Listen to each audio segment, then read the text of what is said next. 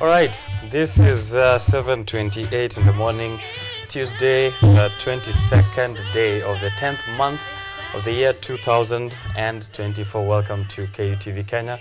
Good morning, and where are you watching us from? Please let us know, and we'll get to interact with you. Of course, taking a note of the location you're in, whoever you'd like to give a shout out to tune into this show all the way to 10 a.m. so that we can get to discuss a host of important business that is relevant for you and that is relevant for the Republic at large. So we will be covering a lot of that. Of course, this is Biashara Tuesday. The business of the Republic and the business of individuals is what we have a look at. From last week to this point, of course, a host of things, which are more than a handful, have happened all across the country, and I'll try and break down the most important ones, cover as much as possible, and also get to discuss this in detail later in the newspaper review section. And I will be informing you, the gentlemen, that I will be sitting down with this day on the panel discussion on the newspaper review. So from last week, I'll go through those issues also and update you on what the news reporters on KUTV's newsroom have been able to prepare for us so that we are all up to date. This is KUTV Kenya, a new experience. If anything happens to me or to my family, make sure that you hold President William Ruto accountable. Those are not my words, but I mean, they could as well be, but those are the words of the ousted Deputy President, Rigathi Gachagua. He was flanked on his side there by the wife, Dorcas Rigathi, outside of Karen Hospital 3 days later, after being admitted on just the day or just a few hours after the impeachment motion went through in the Senate, and eventually the appointment of Kithure Kindiki to rise up to the position of Deputy President. And this happened while he was still in hospital after being admitted that same day when the Senate proceedings were happening.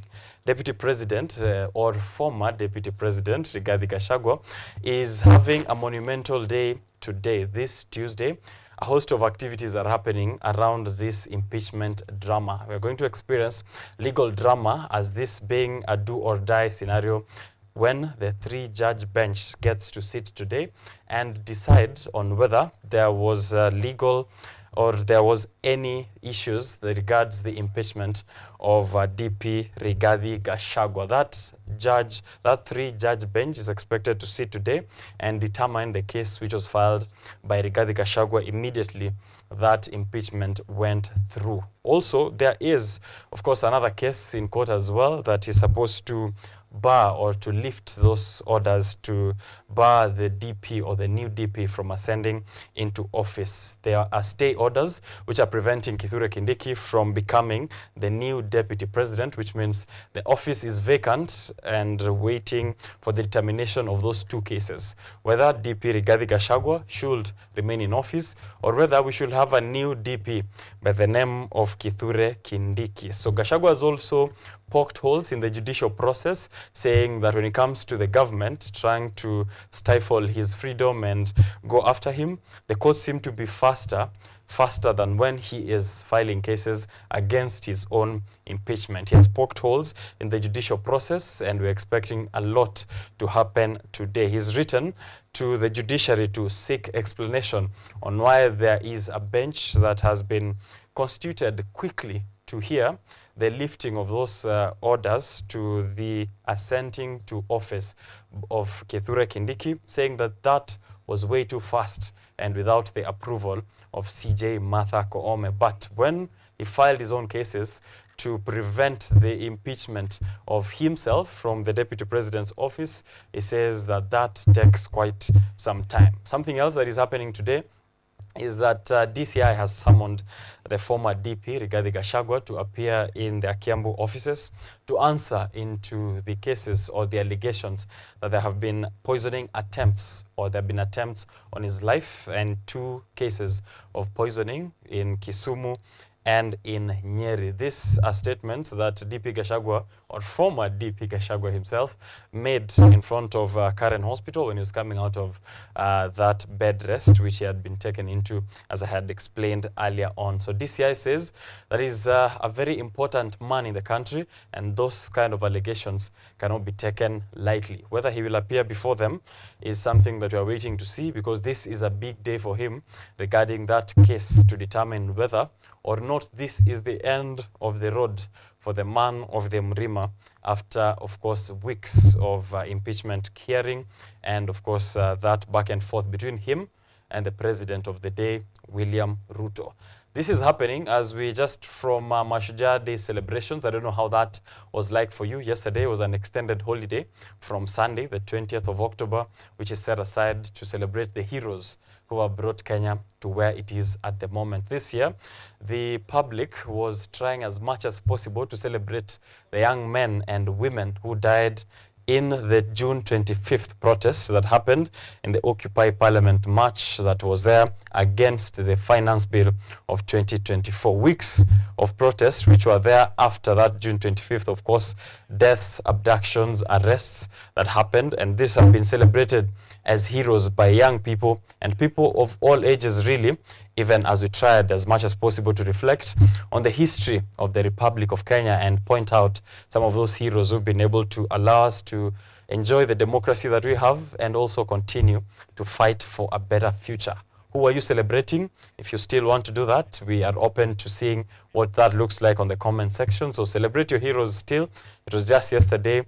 Activities happening across the country, but the main celebrations happening in Kwale County, where President William Ruto was in attendance, and he said a lot of things and nothing at the same time. We'll be having a look at what that means in terms of his promises, his continued kutenga na kuhakikisha, and of course what it means that he has not said anything in regards to the drama that is happening between him and the former deputy president, Rigathi Gachagua, and of course the new DP, or the likely DP designate, who is Kithure Kindiki. There's going to be vacancy in the offices of Interior, and also whoever is to replace that, of course, we are looking to see what that process will be. But all of this will be pending what the courts have to say today.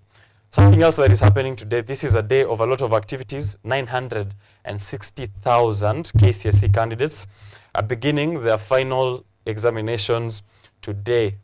Foreign languages in the name of Arab, French, German, and the host of those are the ones which are supposed to take most of the first lineup of examinations this week. And then later on, we're expecting more to happen all the way to mid of November. So send out your messages to your former high schools. If you have a high school you'd like to, of course, wish all the best in their KCSE, your former high school as well, someone that is sitting an examination that you know, please let us know, and we'll give them their flowers as they prepare to sit their examinations.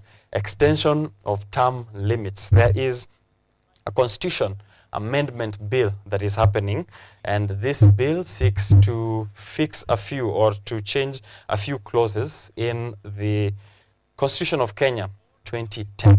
Public participation has been invited, your comments have been invited, and this is up to this week Friday, so the 25th of October. Please send your submissions to this Constitution Amendment Bill that you can find on the Kenya Parliament website. So just type out on your browsers the Constitution Amendment Bill of 2024. They are seeking to change a couple of things, one of them being the extension of term limits for members of parliament, for governors, and for the president from 5 years to 7 years. If you do not participate in this, if you do not raise your voice in this, it is likely that the current crop of politicians is going to extend their term limits, and we don't know what this means for 2027 if this goes through. From 5 years to 7 years, saying that this is not enough time for them to complete their development projects. So comments are invited on the public at large up to Friday of this week for that and a host of other clauses which are there that you can read for yourself, as I said, on the Kenya Parliament website. But We'll be discussing those matters and the impeachment drama as well in the newspaper review section with Joang Mariam and Nick Mwadime Mwangi. Those two gentlemen are gentlemen from Roysambu constituency, very active in the politics scene, and I'd love to hear further from them on what their plans are like for that constituency and for the Nairobi County at large, and of course for the young people. But the headlines of the day is something that we are looking at. There is also the Adani Group deal with Kenya in issues regarding JKIA, our electricity transmission. Judge Mwamuye was forced to adjourn the hearing of a case which was challenging JKIA's lease to Adani Group because many people jammed that virtual session shouting, Adani must go. And the judge was unable to deliver or to hear this case. So this hearing was pushed to today, again, happening the 22nd of October 2024, the hearing of that court case about the Adani Group and JKIA. So keep your eyes open. This is a day of significance from a host of corners that is relevant to the business of the Republic of Kenya. We're discussing this all the way to 10 a.m. So let us know what your comments are, your feedback, your reaction, your prediction. All those opinions, we're picking them up on social platforms at KUTV Kenya, at Richard_OKENYE. This is Biashara Tuesday. We'll discuss all of that and also give you money market, give you information from money markets, whether it's Forex, whether it's the exchange rate, or how we are performing in terms of the shilling strengthening against the dollar, and of course, Bitcoin and other currencies. So those discussions all the way to 10 a.m. But first, let me have a look at what is happening on the roads, courtesy of Mathri Route, the Motorist Office, the Kenya Transport Association, and other stakeholders in the transport industry, and also give you traffic information on how safe and what you should know when you're driving on our Kenyan roads. So let me know alternative routes as well, the weather updates out there, and then we get back to business on Biashara Tuesday. My name is Richard OKENYE. Let's have fun.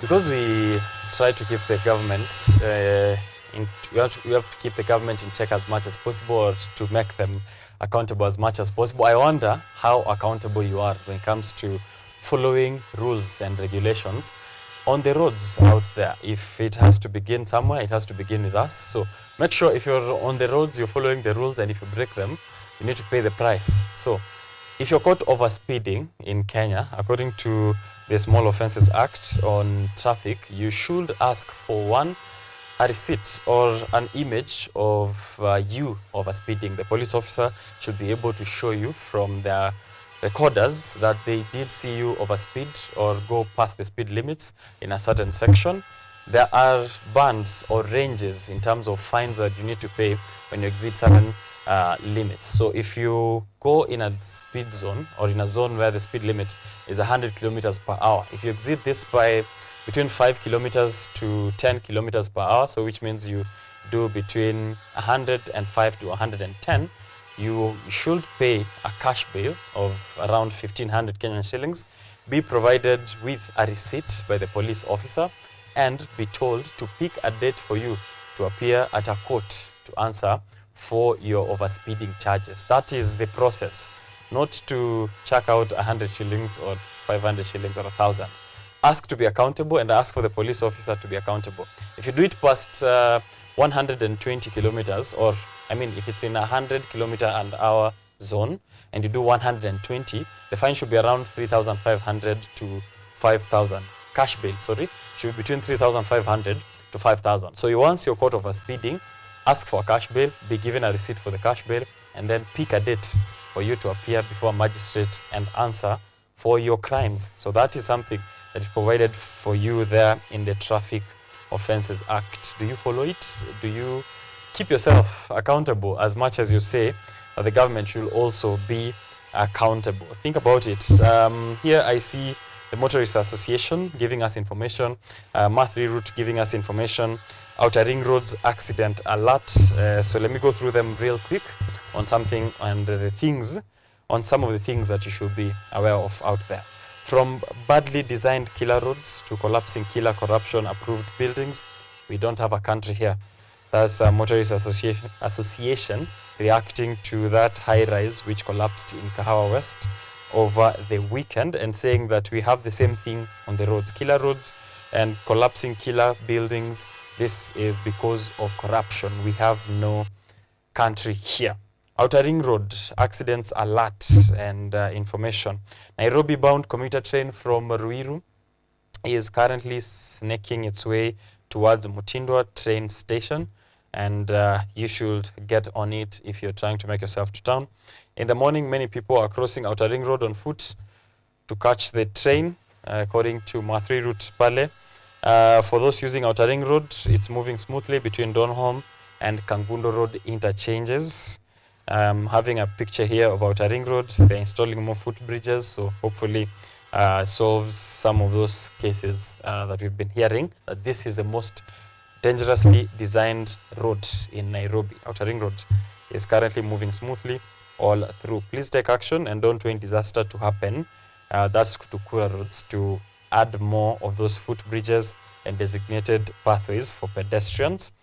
Did you know that if you freewheeling is you driving without force or driving without driving really, whether you are doing that neutral or you are rotating without any fuel or power.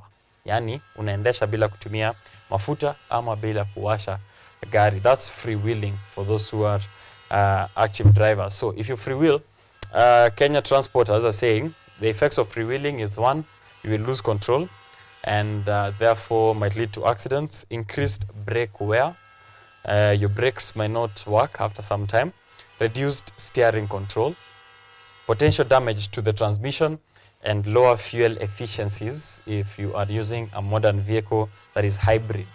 So those are the effects of freewheeling. Avoid it as much as possible.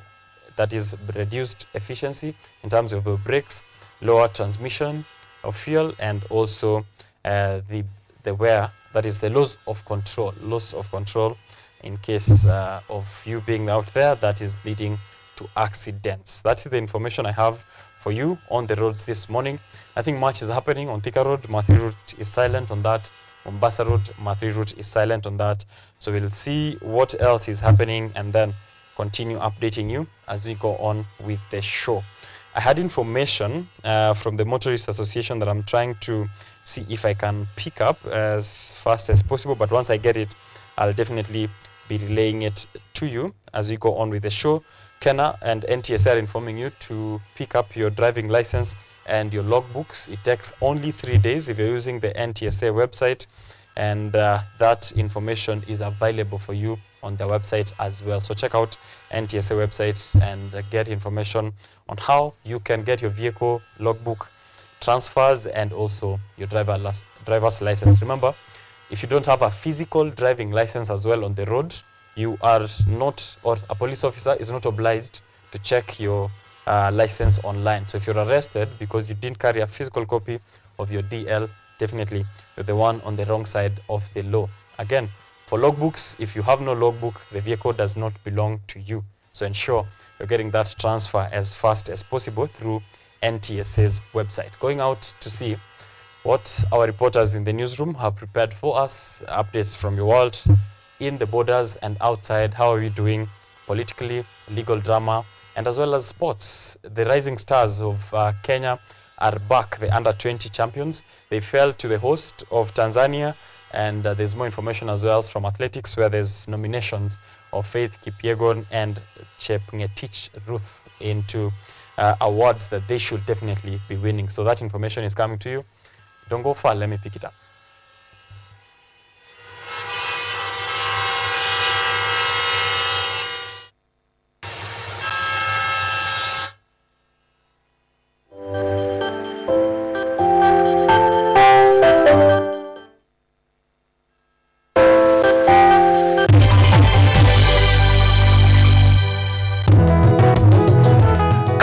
maisha yetu ya leo, wakulima na jamii nyingi kwa ujumla wanakumbatia teknolojia mbalimbali na kilimo hai ili kuondoa magonjwa sugu na kuongeza usalama na utoshelevu wa chakula.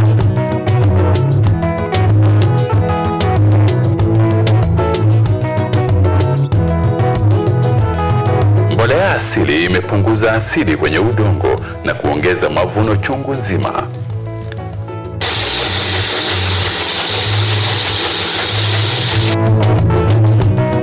Wajua tuko shambani, na humu shambani pia kuna ng'ombe, kuna kuku, na wanaacha uchafu wao, na huo uchafu si wa kutupwa, ni wa kutumika katika kilimo kama mbolea, kwa sababu mimea hii imekuwa kutumia mbolea ya hawa wanyama. Wakulima mbalimbali wamekumbatia teknolojia ili kuokoa gharama ya ukulima na kutumia nafasi zilizopo katika mashamba yao.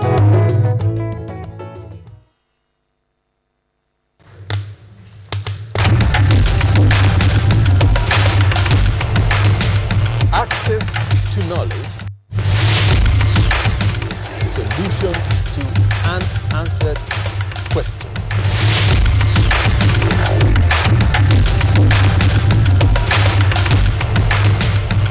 Guidelines to pursuing your rights and repossessing your property, intellectual or material. This and more only on Law Matters.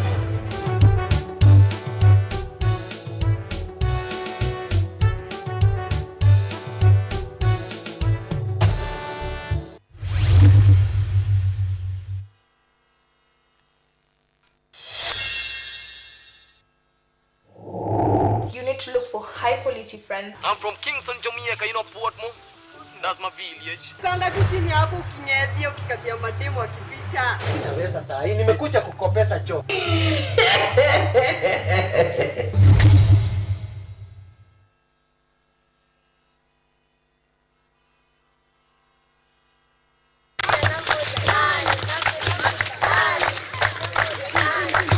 Samaki mkunje angali mbichi ni kauli anayoifahamu fika Derek Ogonda. I think kitu muhimu kwa mtu yeyote mwenye ako na talent ni passion. Bidii yao ndio fahari wanayojivunia. Matokeo yake ni faida tele. So far tulikuwa champions wa Kiambu cha Padimba, wameenda paka regionals, walicheza hadi semis. Jiunge nami mwanaspoti wako Summit Yaki Jumaa ya tarehe 25 Oktoba saa 12:30 na saa 3 usiku kwa uhondo kamili.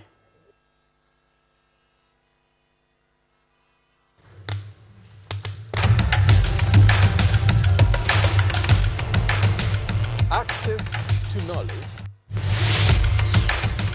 solution to unanswered questions.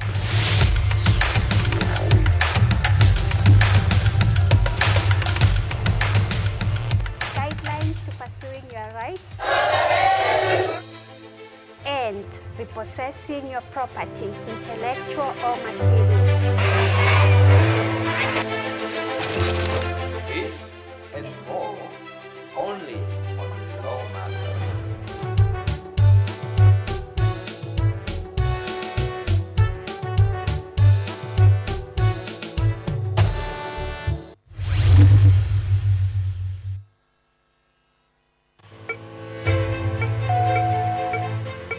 Imagine a world where you are empowered to take charge of your health, where you are well informed about the latest advancements in healthcare and understand the policies that impact your well-being.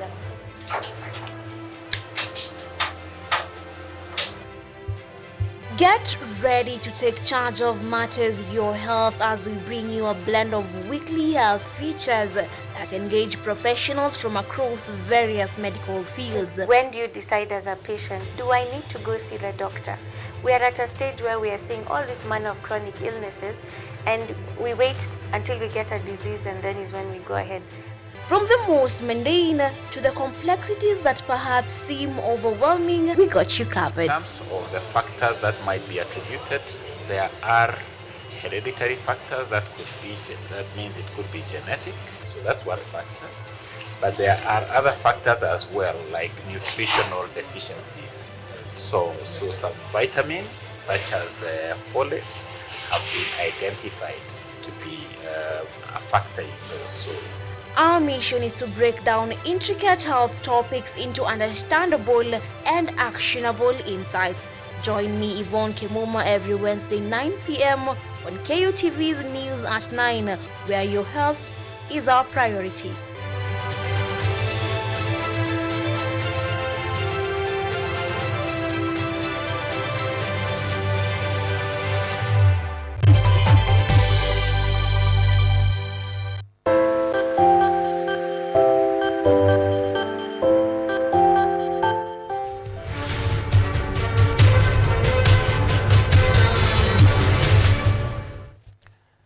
Huge shout out to Kimani Washira, who is online and just sent me a WhatsApp message saying, Bazu, hiyo tai ni kubwa kuliko Adani deal. It's a done deal. Thank you so much, Kimani Washira, for tuning into the show. I'll take that as a compliment. Tai ni kubwa kama Adani deal. Inamaanisha it's involving a lot of money, and you are right. This is a very expensive tie. Welcome to Money Talks here on Biashara Tuesday.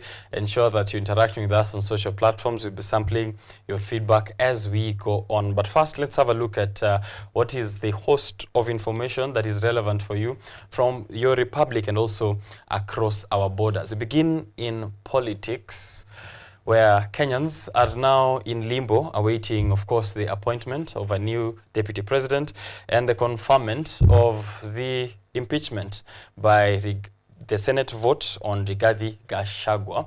We have a look at that as Kenyans are waiting to see the delivery of services, and that how is going to happen even as this drama continues. The confusion surrounding the country's top leadership has left many Kenyans in uncertainty, fearing disruptions in service delivery and development due to the political situation. Several leaders have expressed support for Kindiki's nomination, while others insist that Gachagua is still the deputy president despite his impeachment by the Senate, at least until the court issues its ruling. Hakuna jambo ngeni tutakuja kuongea ambalo halikuzungumziwa. Ruto has been a disaster from day one. He was a disaster even when he was in Bunge. Myself and others impeached him for stealing maize when he was just a minister. According to the Kenyan constitution, after the removal of the deputy president, the president is required to nominate a replacement within 14 days. The proposed candidate must be voted on and approved by the National Assembly within 60 days. If the National Assembly rejects the nomination, the president must nominate another candidate following the same procedure. Sisi hatuna kesi tena, sisi tulimalizana. Bunge ya parliament, we finished. Bunge ya Senate, finished. President akalete Professor Kindiki Chusi, approval. Na hiyo inafanywa na bunge ya kitaifa peke yake, haifanywi na senators. Sasa sisi tumefanya tena hiyo haki yetu. We have approved Kindiki as the deputy president of the Republic of Kenya. Wiper Party leader Kalonzo Musyoka, NARC Kenya leader Martha Karua, and Jubilee Secretary General Jeremiah Kioni are among the leaders who have come back in defense of Gachagua, criticizing the recent decision to impeach him.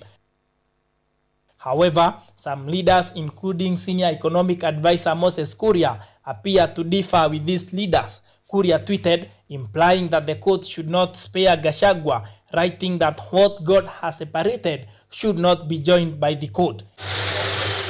Kenyans now remain hopeful that tomorrow's court ruling will resolve this political situation. Dennis Munyi, KUTV. Right, that is the Kindiki Gachagua quagmire, but still in the impeachment drama, embattled former Deputy President Rigathi Gachagua has come clear of the differences between him and his boss. Rigathi, who was released from hospital, fired back at his critics after his impeachment, stating that he fears for his life, rather, after his security protocol was pulled away. Edward Nyamu has the report. Political temperatures in Kenya continue to take shape, with the embattled Deputy President Rigathi Gachagua taking center stage in this politics. After his release from hospital, Rigathi Gachagua did not wait to question his boss on the legality of his impeachment, where he stated that it is ill-willed. I want to tell the people of Kenya that I don't feel safe. And for the first time, let me say that on 30th of August in Kisumu, undercover security agents entered my room in Kisumu and bagged it. And one of them tried to poison my food. But we detected it and we were able to escape the scheme. I was supposed to be killed through poisoning. On 3rd of September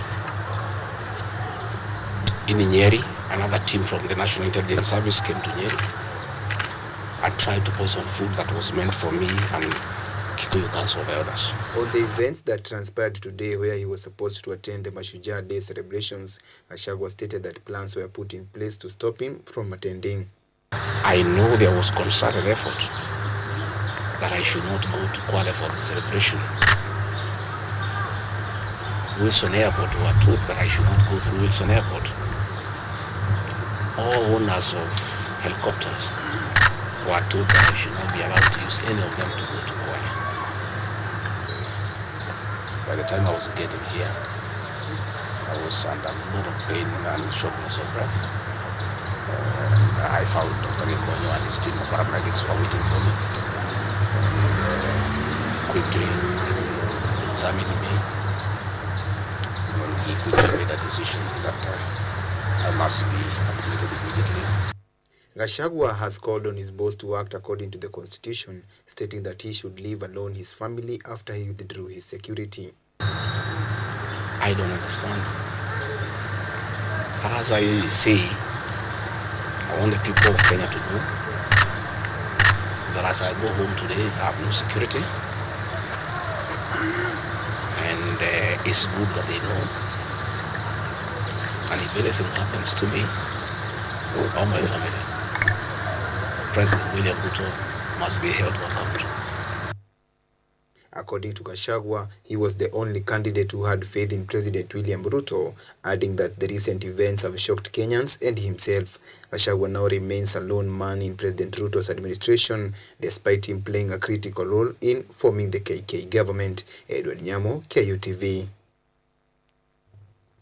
All right, those are the words of one man by the name of Rigathi Gachagua. Just on a light note though, the former DP, or the embattled current DP, says that he was prevented from getting to Kwale for the Mashujaa Day celebrations because Wilson Airport were instructed that he should not use that, or anyone with a helicopter was instructed not to offer him any sort of help. I wonder if Tahmid goes to Kwale. I'm sure if he caught an early bus on 19th, he will have surely made it for those celebrations. But that's just me. Still, in the impeachment drama with Mutuse, after successfully leading the effort to remove Deputy President Rigathi Gachagua from office, Kibwezi West Member of Parliament Mwengi Mutuse is back in action, decrying development, discrimination, and political divisions in Makueni County. Mutuse has vowed to send home leaders who hinder development in certain constituencies within that county. Some see him as a roaring lion, while others perceive him as a man outsmarted by embattled Deputy President Gashagua's lawyers. Well, I wouldn't know that. You wouldn't know? Yes. Despite people's different opinions, Mutuse has remained unfuzzled with his newfound fame from spearheading the Gachagua impeachment motion, appearing to have bolstered his confidence to continue his campaign against division across the nation. Mutuse had put forward an 11-charge impeachment motion against Oster Deputy President Rigathi Gachagua, with one of the charges being Gashagua's controversial shareholding remarks, which Mutuse claimed incited social divisions in the country. I am inviting members of this assembly to find that the Deputy President has breached all the articles of the Constitution as contained in this ground. Mr. Speaker, it needs no gainsaying that divisive ethnic politics are dangerous. You need not look further than the country of Yugoslavia, what ethnic politics did to the country of Yugoslavia. You need not look further than the country of Bosnia. What ethnic politics did to the country of Bosnia. Mutuse's fight against division did not end in parliament. He has now turned his focus towards Makueni Governor Mutule Kilonzo Jr. and Makueni Senator Dan Manzo, accusing them of discriminatory development practices. Hizo barua unaandika ati soko ihamishwe Makindu sijui pelekwa uhote, haitafanyika. Soko itajengwa Makindu. Mnataka ihamishwe ama ijengwe Makindu? Na nataka nitangaze leo kwamba hakuna mtu yeyote ambaye alituma postcard kwa Mungu akasema azaliwe Makindu ama azaliwe Mbooni ama azaliwe Kilome ama azaliwe Mkamba ama azaliwe Mjaluo. Mambo ya kugawanya watu wa Makueni ati hawa ni watu wa Mbooni na hawa ni watu wa Mombasa Road, hiyo lazima ipishe. Mutuse alleges that the governor and the senator are plotting to relocate a planned market construction project from Makindu sub-county to Wote. As Mutuse's political fire continues to scorch in Makueni, some Kenyans are beginning to question his academic qualifications, raising concerns about whether the MP is truly a certified lawyer. James Baraka, KUTV. I just been sent a link to Miasenyi SGR transfers in Kwale. Nimeambiwa not just mid, but there are SGR transfers. You can make it SGR from Nairobi to Kwale for Mashujaa Day celebrations. If you really want to attend, no one can stop you. Let's speak of more from Mashujaa Day celebrations then. President William Ruto has expressed his confidence in the new health scheme, Social Health Authority, SHA, stating that it remains a priority under the bottom-up economic transformation agenda. During the Mashujaa Day celebrations in Kwale, President Ruto said his administration is keen on making the affordable housing program a success, revealing that the government has allocated 4.4 billion for that project. How are you? President William Ruto has asserted that the goal to achieve effective universal health coverage will be realized through the new health scheme. According to the president, as of the beginning of this month, 12.9 million Kenyans were registered with the Social Health Authority. Ruto said that all public health institutions and 50% of private facilities were already enrolled to provide services. Healthcare remains a priority under our bottom-up economic transformation agenda. We are advancing the scope of the universal health coverage to give every Kenyan access to promotive, preventive, curative, and emergency services. Through the Social Health Insurance Fund, citizens will contribute and access comprehensive healthcare benefits. And those who are categorized as not being able to pay, the government of Kenya will step in and pay for them. This year's celebration under the theme of affordable housing marks the 61st Mashujaa. President Ruto said that the housing program aims to create more job opportunities. Micro, small and medium enterprises which are involved in the government's affordable housing program are set to benefit after the government allocated Kenya shillings 4.4 billion to pay them. The president said his administration is keen on making the affordable housing program a success, and one of the ways is to ensure all Kenyans benefit by engaging local enterprises in supplying goods and services to the program. As of the beginning of this month, 12.9 million Kenyans were registered with the Social Health Authority, and all public health institutions, and alongside 50% of private facilities, were already enrolled to provide services. I urge private hospitals to expedite the contracting process to enable us complete the final rollout of the universal health coverage. Ruto also called on Kenyans to remain united, stating that Kenya is an indivisible country. He called out politics of division, which was one of the grounds of impeachment of impeached Deputy President Rigathi Gachagua, as he maintains his silence on the impeachment saga of Rigathi Gachagua, this being the first time to preside over a national event without a substantive deputy president, and he held to be welcomed by Prime Cabinet Secretary Musalia Mudavadi.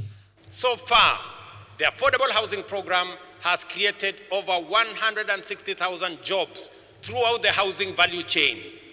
While the industry remains predominantly male, we are working to increase female participation to 30% up from the current 20%. Our collaboration with the Jua Kali sector has demonstrated the affordable housing program's significant potential to transform local manufacturing. Kenyans celebrate the 61st Mashujaa. Kenya remains optimistic that devolution to counties will offer many opportunities such as infrastructure. Siku ya leo tunaanza dhati sana mwenzangu Dennis Munyi, KUTV. waliajuka kipindi hicho. All right, there's more from Mashujaa Day, according to what we have here from Sylvia. Prime Cabinet Secretary Musalia Mudavadi has commended the arms of government for maintaining democracy in their legal decision-making procedures as outlined by the Kenyan Constitution. This follows the conclusion of Gachagwa's impeachment process by the National Assembly and Senate last week.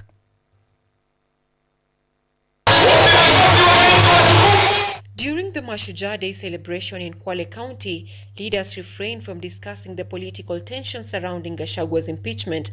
However, Prime Cabinet Secretary and Minister of Foreign Affairs Musalia Mudavadi, in his speech, applauded the arms of government, including the executive, judiciary and legislature, for their commitment to democracy and carrying out their lawful duties in accordance with the Constitution and the law. Kenya is truly an amazing country. Kusema ukweli, hizi institutions zetu zote zimeonyesha kwamba demokrasia ni kitu cha muhimu na wamepata changamoto nyingi, lakini kupitia kwa sheria ya kitaifa na kulingana na katiba yetu tumedhibitisha kwamba hivi vitengo ama hizi taasisi zinafanya kazi.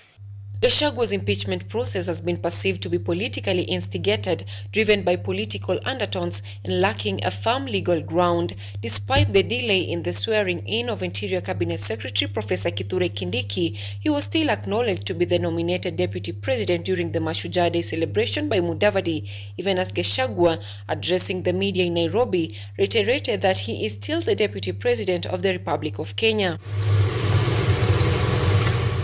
Nevertheless, the judiciary is expected to deliver its verdict on October 24th, determining whether Kindiki will be sworn in as DP or Gachagua will retain his position.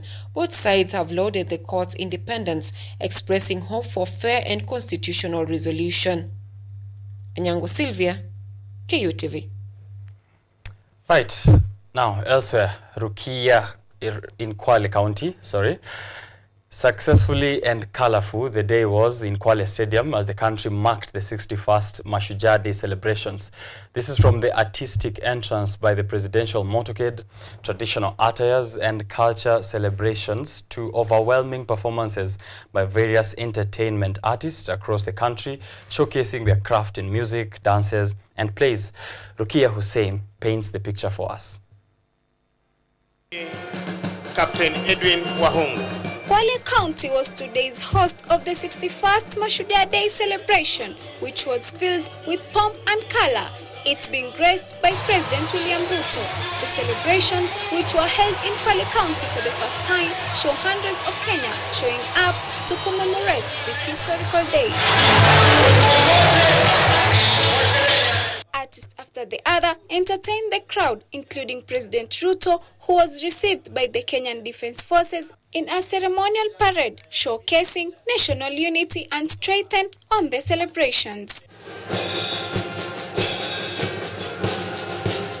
The military units displayed impressive performance, which each group in their unique uniforms.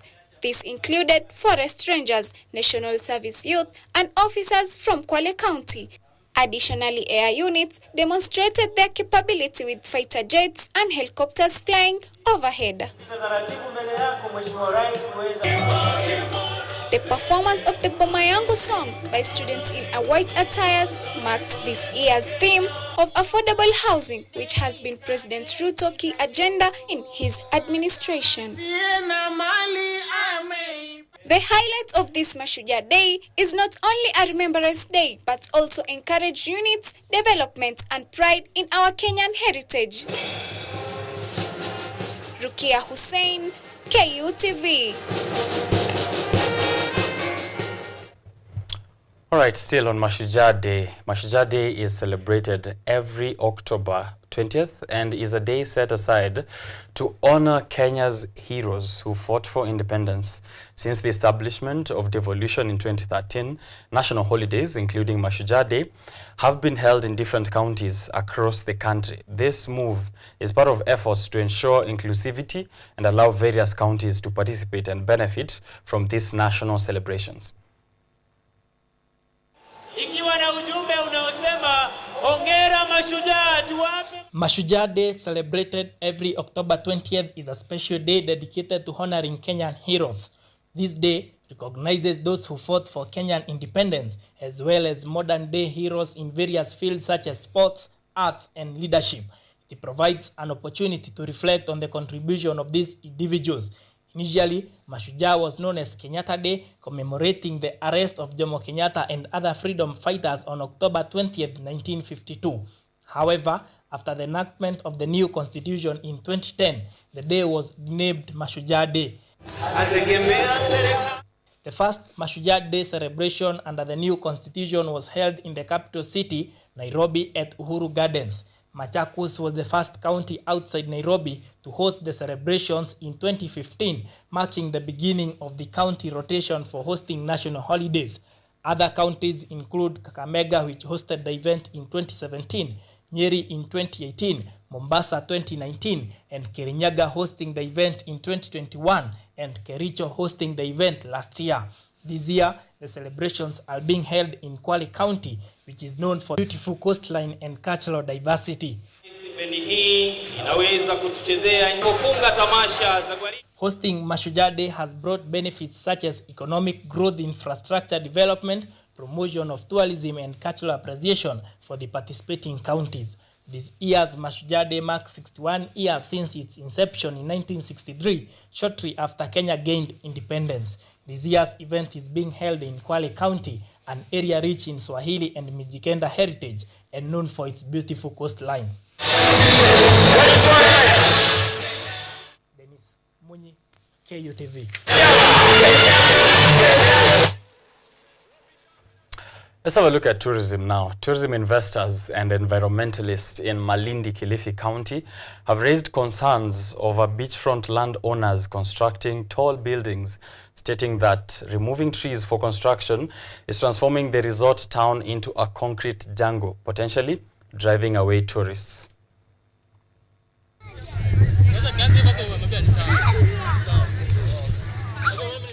Tourism investors and environmental conservationists in Malindi, Kilifi County are growing increasingly concerned as beachfront landowners begin constructing tall buildings.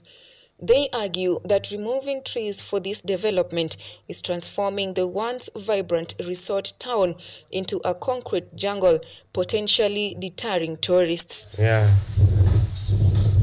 An environmental conservationist, Rita Valentini, and her conservationist team expressed their frustration over the situation, stating that their efforts to keep the beach clean and green were evaded by the greedy individuals who are cleaning the natural environment of Kilifi. For me, to put cement on the beach, on the coast, is very bad, because we have to preserve the green, and we are doing also a big job to keep it clean, to avoid the plastic pollution. But I don't know why sometimes people don't care. The conservationist Rita, while emphasizing on the importance of preserving Malindi's coastline for tourism purpose, instead of working backwards against push to attract tourists, called on the county government to give a helping hand to help improve the shores. We cannot delete this for a building, for a business, for something who spoil the wonderful place. And this is the reason because I'm here. It is not to avoid someone else to have the wonderful house they can have, because it's the rights of everybody. In response, Kilifi Governor Gideon Mungaro defended his administration, stating that existing bylaws were established before his election and stopping the developers would lead to legal fight. Sababu ilipitishwa na ile serikali iliyopita. Unajua mtu akishapata permit, mkimsimamisha mnashtakiwa, lazima mlipe. Lakini tumesema katika bahari hataki nyumba ziwe ndefu, ndio wale wako nyuma pia waone bahari, lakini utalii unaanza kurudi. Mungaro, moreover, urged for calm as he tries to address the issue. The Manlindi's pristine beaches and lush vegetation, vital attractions for tourists and local hotels, according to Rita, could deteriorate if the developments continue unchecked. Ochieng Cynthia for KU TV News. Let's have a look at a bit of health. In Migori County, women are silently suffering due to a condition known as fistula, which has excessively affected them vulnerably as they are trapped in the cycles of poverty and stigma. The condition makes women suffer from a lot of pain without them seeking help. Fistula is one of the neglected conditions that continue to affect vulnerable women exposed to poverty and who tend to suffer in silence as opposed to seek the necessary medical attention.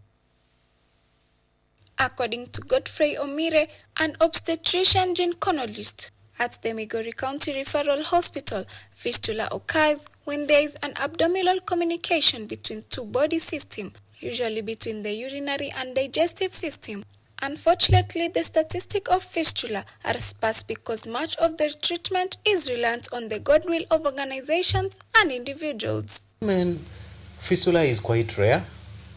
For example, in Migori County, fistula among men is quite rare. And among women, the challenge is that the numbers are not known. Yes, fistula could be referred to as one of the neglected conditions. Omiro continued saying the major challenge faced in treating fistula is the shortage of skilled obstetricians. Omiro says more specialists are needed to perform these complex surgeries. Women, fistula is a common problem. It happens a lot, and many people have it across the board. The only challenge is that not all these people are known. Very many people suffer the problem of fistula silently, and they end up in frustration. They are not able to talk about it because many a times they don't know where to get help. But what causes fistula among these women? Broadly classified, I would say it is either caused by something that happens during childbirth or any other time in a woman's life. A recent initiative by the M-Pesa Foundation and AMRIF offered hope of screening 1,000 women in Migori County and providing reconstructive surgeries for 110 of them. This event highlighted the critical need for awareness and accessible treatment. Most of the time, the right people or the right skills to deal with fistula is not easily accessible. So many people don't come out to report that they are having this problem of fistula. So the right numbers, you cannot really lay your hand on the right numbers. So as an example, during the camp that we recently ran,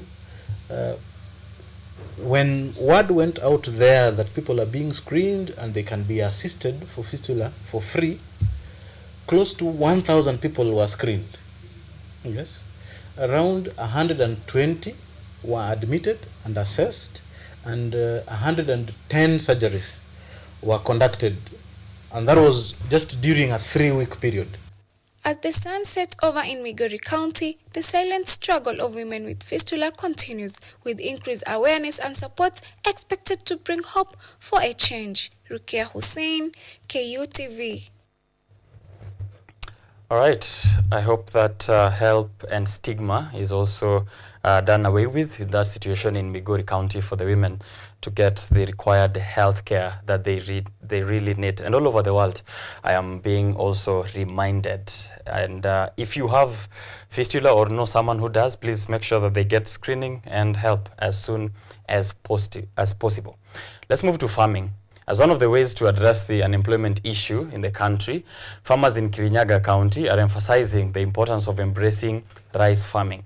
Our reporter, Diana Naishipai, visited the Mwea area to highlight rice farming and the benefits farmers, especially women, gain from rice farming and the challenges that they face.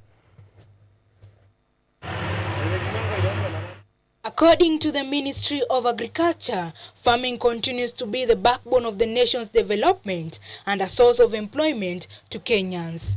It is because of this simple fact that the government continue to urge citizens to engage in agriculture to meet the country's Vision 2030 goal of food security, economic growth, and improving the lives of Kenyans. In Mwea Rice Plantation, here we meet Lucy Njoki, a passionate and dedicated rice farmer. Process ya mchere tunaanza kuendea begu kwa cereal board. Unakuja tunaisoku kwa maji for 3 to 4 days. Unaitoa tena kisha unaifunikia kwenye chandarua ikaweze kutoa zile mbegu kidogo kidogo ambazo ziko hapo ndani. Kisha tunakuja tunamwaga kwenye nursery seed, of which hapo inatake a period of 3 weeks to 4 weeks.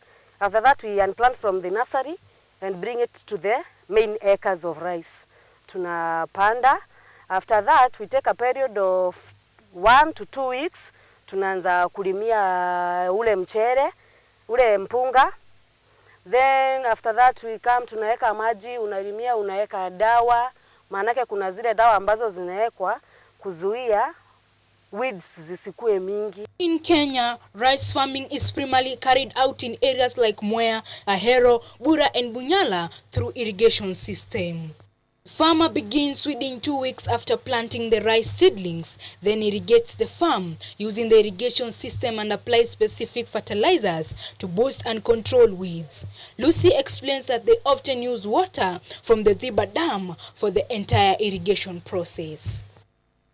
The process of tumefika kwa mbegu, tumemwaga kwa the nursery, of which it takes a period of 3 to 4 weeks. Unaweka, but kuna process, unazima uweke fertilizer bado, na ile nursery sikose maji hata siku moja. After that, after 3 weeks mchere inakuwa na mpunga kidogo, angarao 3 inches, of which inakuanga 3 weeks to go. Tunatoa kwenye nursery, from the nursery tunakuja kwa the main acre, of which inapandwa na watu almost 15 people per acre ambao wanapanda kwa siku moja.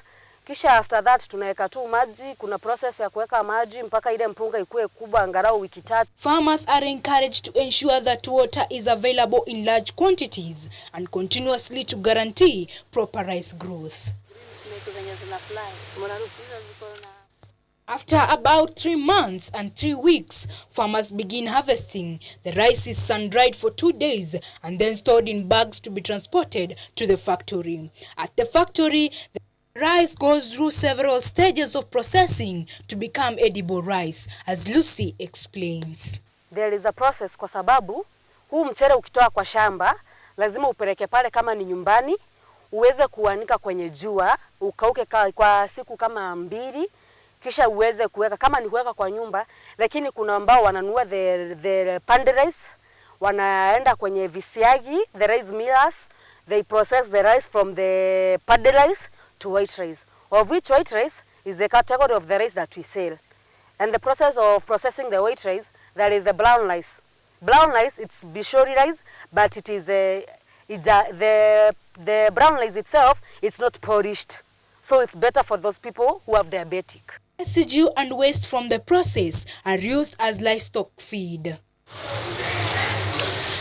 According to Lucy, one of the greatest advantage of rice farming is the ability to sell the produce at any time, which gives farmers the opportunity to earn more profit. She calls on the government to reduce rice imports to help local farmers expand their market. Benefits of rice farming ni kuwa wakati umekuwa mchere una pesa. Kwa sababu ukiuza ile mchere unapata pesa nyingi ambao huwezi fananisha na kilimo kingine. Kama kwa mfano unaweza lima nyanya upate wakati wa kuziuza upate hakuna pesa, lakini mchere hakuna siku ambayo itakosa pesa hata siku moja. Lucy highlights that a major challenge comes from rats and snails. These animals specifically destroy rice plants from the nursery. Wanaweza zuia ule mchere ambao unakuja kutoka the outside countries, ndio tuweze mchere iweze kuwa supply dorova. Kwa sababu wengine wafiki bei ya bishuri, wanaenda kutafuta mchere ya bei ya chini. Of which if the government kama wanaweza funga hiyo mchere ya kuimport, inaweza kuwa mzuri sana. Tunaweza pata njia ya kuuza bishori, pia watutafutie kama ni suppliers. Kama for example it's prisons, they can be supplied bishori rice. If it's the universities, the colleges, wanaweza tusaidia sana kwa ile njia. Kisha watutafutie kama ni dawa za kuua zile panya, ndiposa tukaweze wakulima waache kuwa wamesumbuka. Youth are thus encouraged to venture into rice farming as one of the ways to solve the problems of unemployment in the country, as its benefits and income are substantial. Hence, farmers are being urged to consider rice farming, for it takes only a short period of time to gain profit. Diana Nashipai, KUTV, Mwea, Kirinyaga County.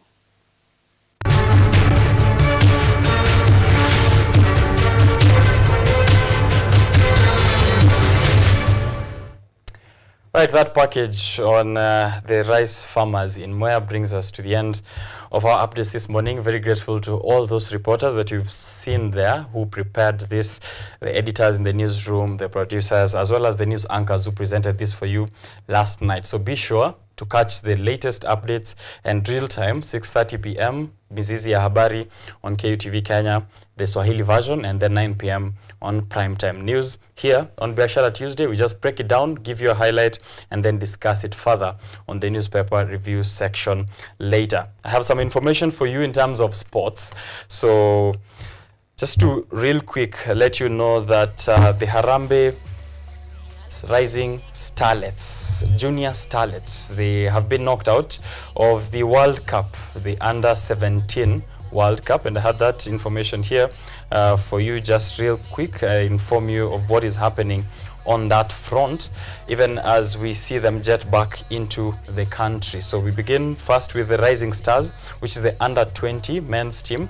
The Kenya Under-20 football team is back in the country after a remarkable success, and they've qualified for the 2025 Africa Cup of Nations, AFCON Under-20. They did emerge second in this CAF Under-20 regional qualifiers, but that was only because they were beaten in their very last game by Tanzania, defeat of 2-1 in this match that was held in Kinondoni Municipal Council. So they're back in the country, and we are looking forward to see what they will be presenting in the 2025 AFCON, in 2025 AFCON Under-20, which is also a qualifier for the FIFA Under-20 World Cup for 2025. So if they perform well in next year's qualifiers, in next year's AFCON, they will definitely be making their way to the World Cup, just as we've seen the Under-17 team perform. The Under-17 team has Junior Starlets, they've bowed out of the FIFA Under-17 Women's World Cup,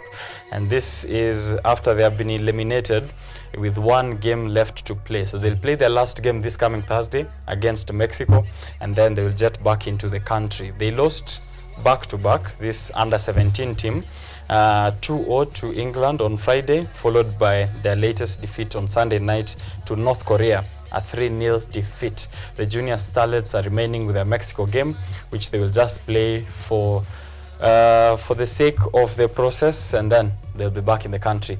However, the biggest achievement, which is a landmark, is that they are the first Kenyan football team to qualify for a World Cup. So they go down in history to have qualified for a World Cup before our national men's team, the Kenya's Harambee Stars. On the ladies' side, Harambee Stars, that is the senior team, Kenya women's national football team, are also preparing a 21-member squad to represent Kenya in the upcoming Pink Ladies Cup, which is going to take place in Turkey from today to the 31st of 2024. So they are heading their way to Turkey to represent Kenya in that Pink Ladies Cup, that is the Kenya women's national football team, the Harambee Starlets. We wish them all the best as they continue to do that.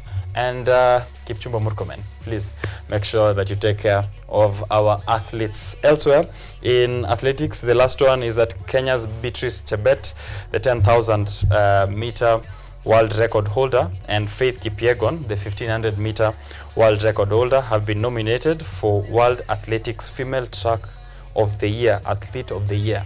So the World Athletics Female Track Athlete of the Year nomination goes to Faith Kipyegon and Beatrice Chebet. Last year, I think Faith Kipyegon is the one who took this home. So the two of them are going head to head for this award, which means one of them definitely is going to bring it home, and we wish them all the best. Those are our updates here this morning. Going for a short break, grab a cup of water, and then come back with what is happening in the papers. I have the Business Daily with me, the Standard, and the Daily Nation. Interestingly, I like what the Business Daily has done today. I think a lot of criticism to them has led them to make some changes. So they have information here on Kenyans with over 500,000 in their bank accounts. So those of us, those Kenyans who have more than 500,000 shillings in their bank accounts, they have the numbers here. So look forward to those statistics and what this means for us in terms of the economic gap between Kenya's fastest or Kenya's richest and Kenya's poorest. We have the number of super rich in Kenya is growing the fastest rate in the continent. Kenya has the highest rate in growth of the super rich. Who are those? We're going to have a look at that and a host of other issues which are splashed here on the papers this morning. Definitely, the DP Gachagua and DP Kindiki or DP designate Kindiki drama is what you're having a look at. Politics versus the law is what the Standard is calling it in the legal and political dramas which we are going to witness throughout this day. So I'm having an in-depth discussion with Nick Mwadime Mwangi and as well as Ojwang Mariam, who's a colleague of mine here. Both of those gentlemen are gunning to take up leadership in Roysambu constituency in Nairobi County and eventually national leadership. So we'll get into leadership conversations and also what their plans are looking like. But remember, this is Biashara Tuesday. So business of politics, but also business of actual money. What is happening with the treasury? What is happening in the markets, in the CBK, and also in Nairobi Securities Exchange? Where should you invest and where should you not? I will be giving you that information. But let me leave you in this break with something from Cheriot KB, who's one of the tutors at Abujani Investment. He says, an ideal personal financial plan should look more or less as this: get a job, increase earnings over time, build a 3 to 6 month emergency fund, have medical and life insurance, enroll in a retirement fund, and then invest the rest as follows. So those are the first ones you should do: get a job, increase your earnings over time, build a 3 month to 6 month emergency fund, have a medical and life insurance, enroll in a retirement fund, and then invest. Invest in the following: money needed under 5 years, put it in an MMF or in a treasury bill. Money that you need past 5 years, put it in a SACCO, in a stock, or in a treasury bond, and then make plans for home ownership. Review this after every 6 months and you are good to go. Think about it. And a quote from Morgan House is that the only way to build wealth is to have a gap between your ego and your income. The only way to build wealth is to have a gap between your ego and your income. Think about it as I go for this break. Tweet us out at KUTV Kenya. I'll sample your feedback when you're back. Still keeping it on Biashara Tuesday.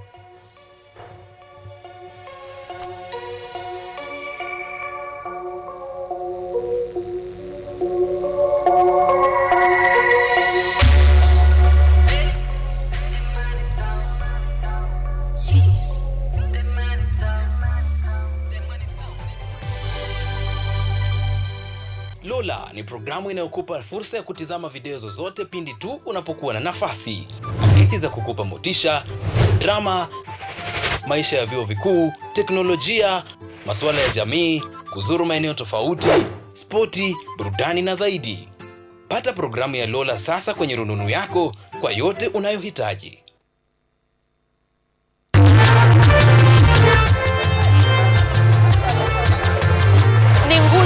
Na uso wa jamii. Kupanda shuka akawa tuzo, ukakamavu wake ukatii na kumfanya mwenye bidii. Kwa machozi na makeke akabaini jinsi ya kuwini. Huyu ni mwanamke ngangari kwa jinsi alivyo ng'ari ng'ari. Mimi ni mwanamke wake. usikose kutazama kipindi cha Mwanamke Mwake, nami Caroline Kimwe.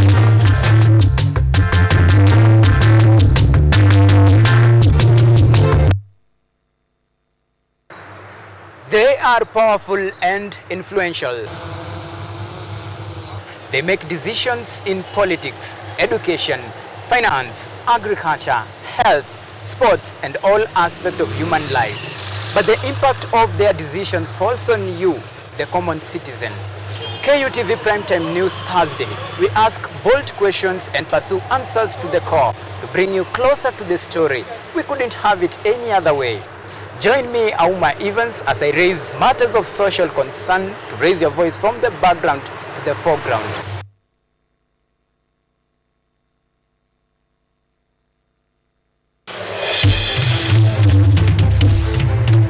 Tunachimba hadi mizizi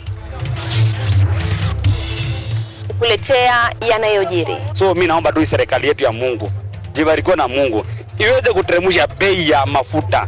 Yanayokukumba tuna maizi, tunakutetea sisiri. Kwa kweli ni speciali tukikupambia makala ya Mwanamke Mwake. Utasema hupendi mizizi ya habari. Nami Caroline Kimwe.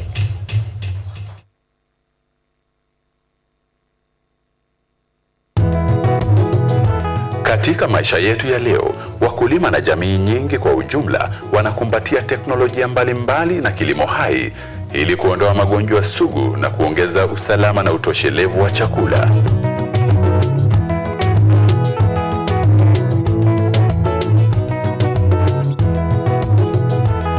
Mbolea asili imepunguza asidi kwenye udongo na kuongeza mavuno chungu nzima.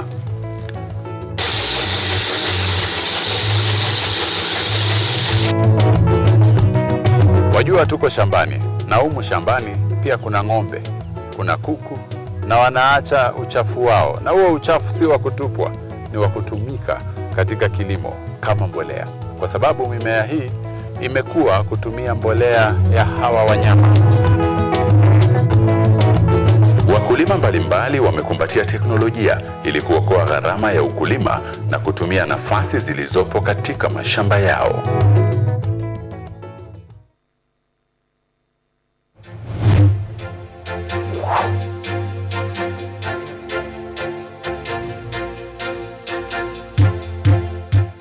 We are all seeing the impacts of climate change. In Kenya, for example, the frequency of the floods is becoming more and worse. The amount of people and livestock we are losing.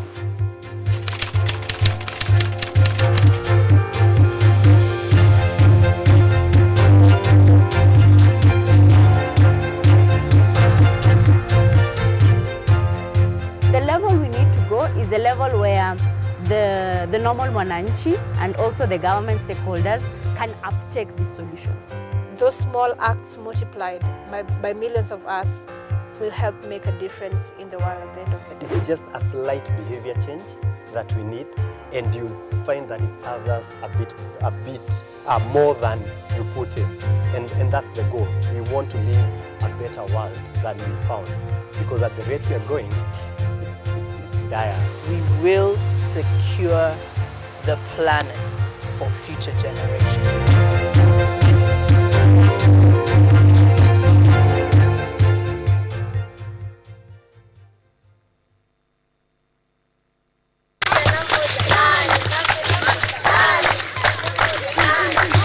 Samaki mkunje angali mbichi ni kauli anayoifahamu fika Derek Ogonda. I think kitu muhimu kwa mtu yeyote mwenye ako na talent ni passion. Bidii yao ndio fahari wanayojivunia. Matokeo yake ni faida tele. So far tulikuwa champions wa Kiambu cha Padimba, wameenda paka regionals, walicheza hadi semis. Jiunge nami mwanaspoti wako Sam Mitiaki Jumaa ya tarehe 25 Oktoba saa 12:30 na saa 3 usiku kwa uhondo kamili.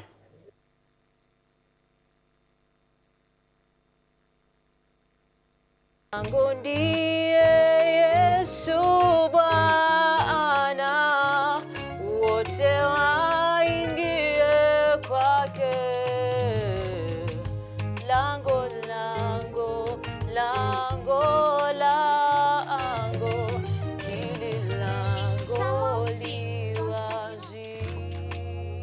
I am right here for your sake. Now, today we are going to talk about the beginning of a fall. But not just a fall, it is a fall never to recover. If you spend your time sleeping, na tumesema while you are drunk, your senses are sleeping. Bwana Yesu asifiwe. How are you doing today? I'm well in the Lord. I hope you are well in the Lord. First of all, I'd like to thank our Father in heaven. They say broken things can't be fixed, right?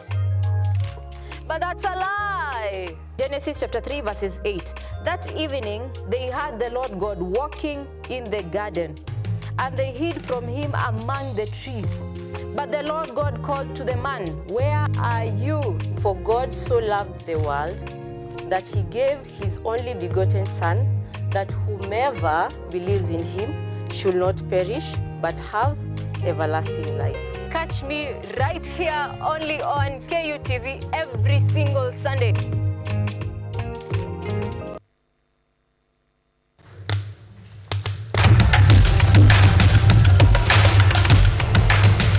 Access to knowledge, solution to unanswered questions.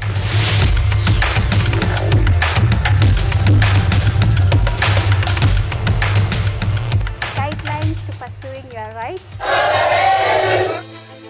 and repossessing your property, intellectual or material. This and more only on Law Matters.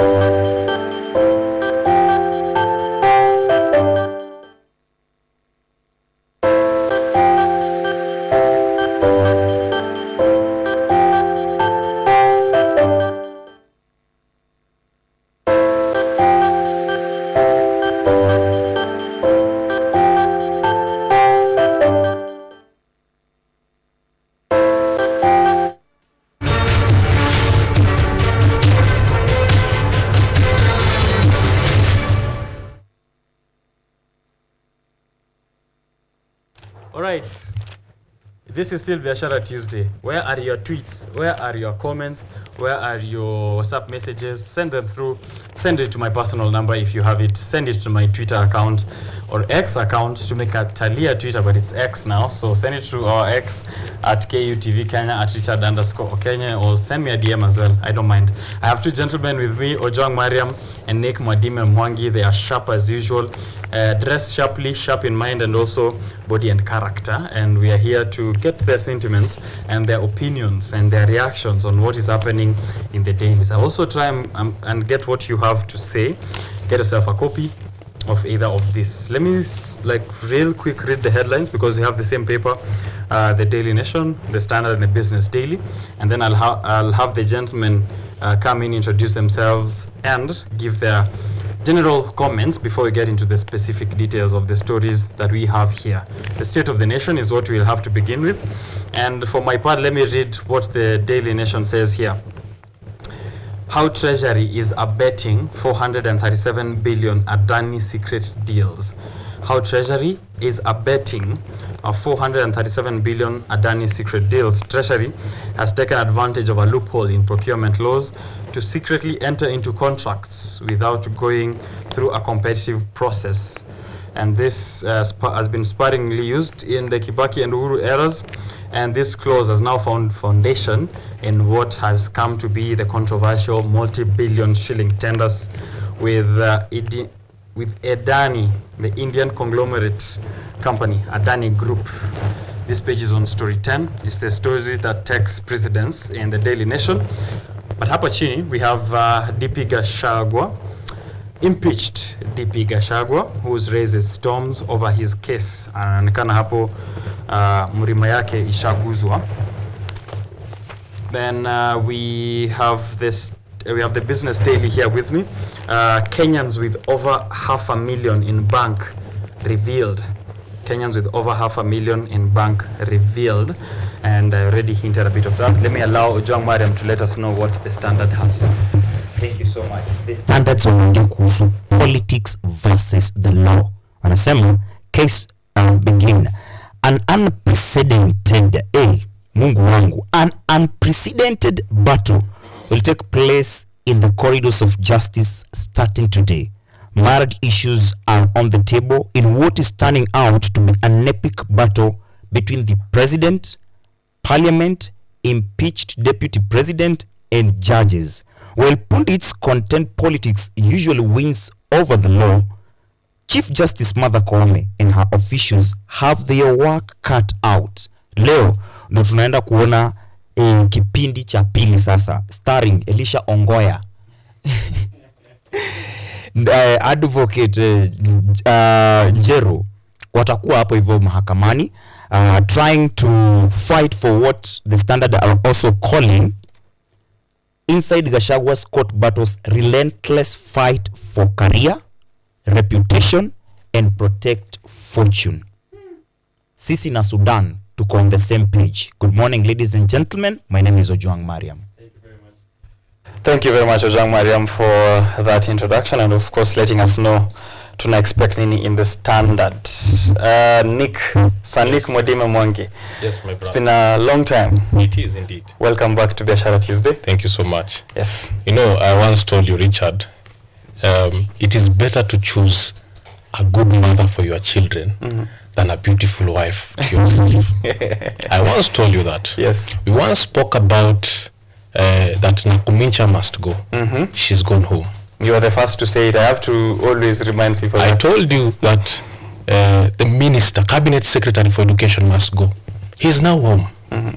Now, unfortunate situation that the second in command has put the people of the mountain a lot of pain, a lot of struggles, a lot of heartache in the name of Usiguze Murima. Now we are torn in between why he took us there in the first place and the crisis that we are in as a country.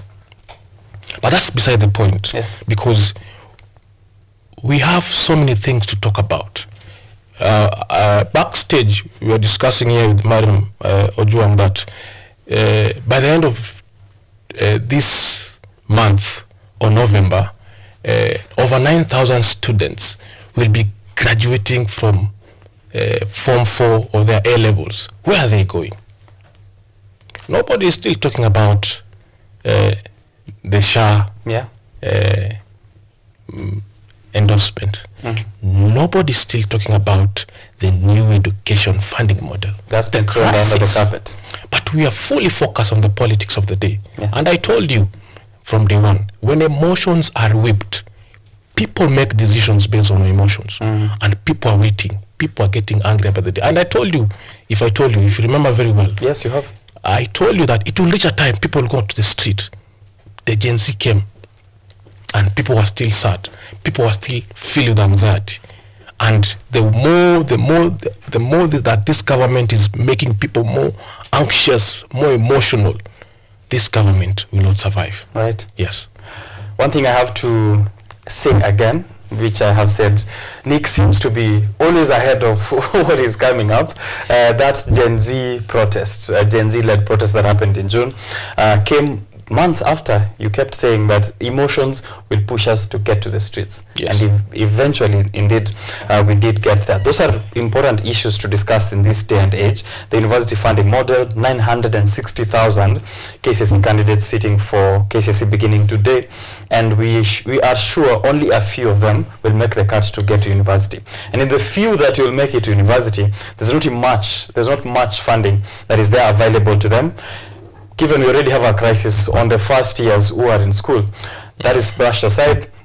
We have the Adani deal that is going on currently, multi-billion, and I will have to commend the Daily Nation, if it's anything to go by, who have prioritized this headline, how Treasury is abetting 437 billion Adani secret deals. This is a more relevant story to the people of Kenya than the political and legal drama that is surrounding Gachagwa's case. Given, when I was having a look at that presser by DP Gachagua, by ousted DP Gachagua outside of Karen Hospital, he had this.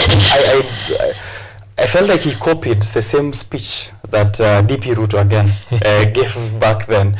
President, tafadhali samehea familia yangu, usiniguze, kama unapambana mimi pambana na mimi. And then you have your wife just next to you crying. Same script, just different people. So whipping our emotions again, but only for their political gain. So it seems there is a lot of play when it comes to emotions in this republic, and we have to be very, very careful where we draw the line when it comes to logic, serious issues, and where our emotions are being manipulated with or without our knowledge. Ojang Mariam. I remember talking about emotions before we went for the Senate. And the National Assembly was full of emotions. If you looked at how the members of National Assembly were debating on the Gachagua impeachment motions, they were like, mimi alikuja kwangu akanichangia pesa za rorashio, alafu akaenda huko nje kunianika, anafaa aende home. But I told you something, even if party politics will play in the Senate, at least we will hear about facts and facts checking away from emotions. Yes. That happened. Yes, it did. But bado party politics played at the very final stage. Alienda home. Hizo emotions, we are not supposed to be having them. We used to cry saying that we must impeach all of them. They must go home, all of them. But when we have managed to touch one, tumeshaanza na mtu wetu psychology. Wanatutoanga na hiyo. Mimi ni wa Murima, mimi ni wa Murima. This Murima has a kingpin.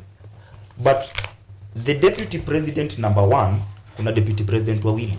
Deputy president number 1, aliishi kulia for those 2 years akisema yeye ni mkubwa wa Mrima. Now imagine if he was the kingpin of Mount Kenya. If indeed he was. If indeed he was. Atungekuwa mahali tuko. I hear Sanik saying that Mount Kenya wanalia. Jana I was talking with some of people who are senior than myself. And wao hawali. Kama wao hawali, why are we crying? If Gachagua goes back to office today, how do you gain as a common mwananchi who is not in that shareholder party agreement walifanya ya Kenya Kwanza? You are not gaining. People who will gain bado watakuwa ni mkubwa wa peke yake mwenye alisema mimi nataka tu speaker. Alipa kama ile ya Omosh. Karibu kitu moja, mimi nitulie. Nipe speaker. Huyo mwingine ni wa chama cha kazi. Alisema mimi bora mniangalie na jicho la huruma. In fact, he did not say what he wanted. Juu angekuwa CS bado. Si ule wa kufinywa mkono. Bado wako kwa CS. Kabisa. But yuko juu hakupeana terms zake fiti. Alisema bora mnipatie kitu. So hao ndo watafaidika. Hizi vitu zote za politics zikiendelea. Even now with the new appointments, I'm sure there is a new document ambayo ishaondo already shareholder. Hiyo yote haihusu wewe kama Mkenya wa kawaida. It doesn't concern you. Can we be talking about how Adani are taking up the transport sector of the whole country, energy sector, health sector, but back in India, protests are ongoing because of their corruption, because of their fraud in their own motherland. The face of Adani is still Asian. The hands and the head, as they say, is Kenya. And not Kenya because I'm not part of it. It's one man. Sasawa. So as that is happening, bado Swiss bank accounts za Adani with over 43 billion bado ziko freeze, ziko frozen. Kwa nini? juu ya corruption. Hapa Kenya tunawapatia the whole of the country wako. They are now collaborating even with the Safaricom juu ya mambo ya healthcare system. Ati wanataka SHIF na SHA iendelee. As that is happening, hata heri tuongelele ule chief wa Misheveve, but not this chief. This chief is not helping us. Yes. So those are key issues which Kenyans have been forced to forget, at least temporarily, for the past 4 weeks. But and zina happen coincidentally during this political drama that is going on, which, as we had begun discussing some time back, I felt like even the impeachment process itself was initiated by Ruto and Gachagua sitting together and saying, tomorrow tuanzishe drama ya impeachment. Whether that is true or not, it does not concern me. The one thing that I know that is for sure, it is distracting me from the things that are actual, real issues happening in the Republic. Nick, a lot of chess pieces are moving today. One, there is a DCI summon to DP number 1 Gachagua, that he should show up and answer to the allegations of assassination attempts which were, conducted in his life or attempted in Kisumu and in Nyeri. And earlier on, my producer was asking me, how do we easily move on just like that when someone of that level mentions there have been assassination attempt. There's an assassination attempt on the second in power, and it's just mentioned casually, and everything moves on, and we are talking about other things. He's been summoned by DCI to answer to exactly what he means and who is involved, because he's mentioned the bodies which are responsible, being the National Intelligence Service and undercover police officers. That is happening. He's waiting on the courts, Chief Justice Martha Koome and 3 other judges, to decide whether his impeachment was right or whether the due process was followed. There is another court case that is seeking to lift that ban on Kindiki getting sworn into office. So much drama, and the Star is calling it politics versus the law. Which pieces should we be looking at on that chessboard? You have read The Art of War. Yes. By Sun Tzu. I have. You will have to be careful when you choose your battles, because the really important is the war. And I told you here before, Richard, when the Gen Zs went on the street, I did my math. Approximately a population on an X platform, Twitter, or formerly Twitter, a conversation that ran up to 100,000 people. 100,000 people. So I was doing my math. The voter registration as guided by IEBC 2019, we have 20 million voter registration, right? Now I'm doing my approximation to pre-2027. So we are going to get from 20 million, I'm adding another, let me be realistic, 5 million, that is 25 million. And I'm doing my math. 100,000 divided by 25 million, we are yet to get at 1%. So it means the conversation of what we did not get where we want to go. So how do we win the war, yet we are still losing the battle? Losing the battle. So, and that's what I'm saying here, it's very critical we understand that the common mwananchi, the same way they are whipping the emotions, we need to whip them the emotions to understand that this is their country. Sweat and blood. We pay taxes. We wake up every single morning by sweat and blood to make sure there's stability in this country. They need to understand. Mama Mboga in Kisii County, where you come from, needs to get it right. Mama Mboga, where I come from, Roysambu, needs to get it right. This thing moves beyond Gachagua. It moves beyond William Ruto. It is about us. Sovereignty of the people. That's when we fix this nation. Right. That is when we fix the issue of Adani. Otherwise, it will be a conversation left on the media. Because right now, 25th of June, we're on 22nd of October. That is how many months from now? 5 months. 5 months later. So it was just another wave. So how many waves are we going to have? These are people who have been in the game for more than 30 years. They know how to move the chessboard. They know when to attack. They know when to go to war. They know when to consolidate. We need to re-strategize as young people. Okay. We need to stop fighting the battle and focus on the war. Right. The war is 2027.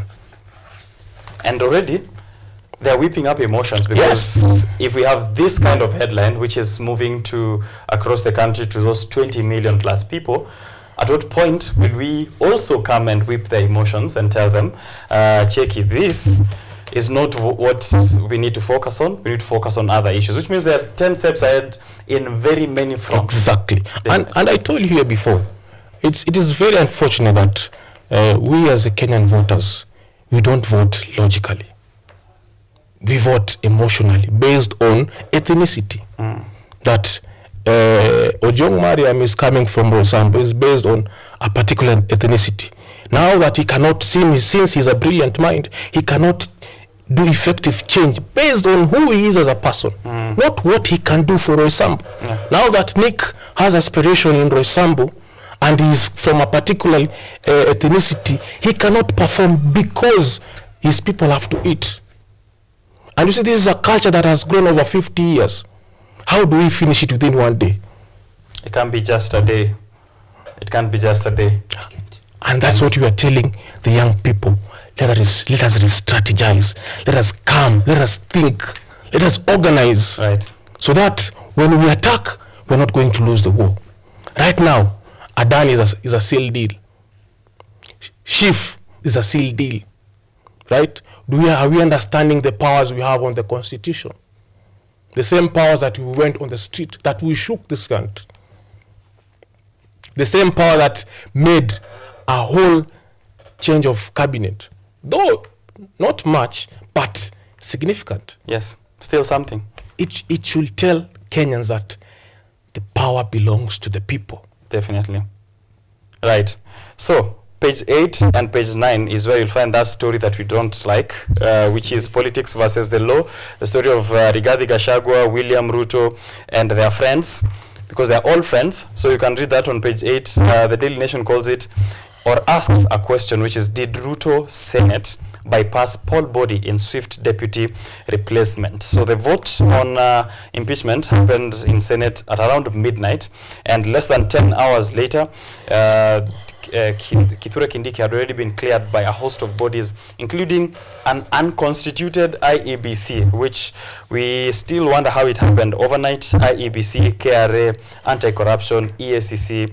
I'd like you to go to Kiambu Road and try to get a certificate of good conduct and tell me how many hours or how many days that's going to take you. Or if you're someone like me who tried to replace their national identification card last year and hasn't received it to date, you need to tell me how possible it is that this happened so fast. And that's what the Daily Nation, that's what the Standard is asking actually on page 8, which is, did Ruto and Senate bypass poll body in swift deputy replacement? I don't know if they should have texted me this question. I'd have just said yes, because the answer is a clear, very clear yes. That's page 8 and page 9 of the Standard. I don't know where they can get it on the Daily Nation there, Nick. Does it have, yes, Gachagua. That is page 4. Yeah, page 4 of the lightning speed. Yes, is what they're calling it. Hapo hivyo. Ojwang Mariam, kabla tujatupilia mbali, bado maoni yako, what is happening with DP Gachagua, if it was something that was to be followed? Senator Methu, yes, from Nyandarua says on page 7, senators were paid off to kick out DP. Wow. National Assembly, utasikia bado they were paid off. Wao kwanza walilipwa after kuvote, each 500k. By morning, the National Assembly, after the Senate voted, by morning, National Assembly had cleared and approved. And all of them voted yes. IEBC the same. Sahizi, every constituency that they feel their MP is not representing them, is not doing oversight, is not doing any legislation like Roysambu, can't recall their MPs because we have no IEBC. Na hicho ndo kitu wanasema. We have some areas that need by-election for seats ndogo kama MCA. Juu hakuna IEBC.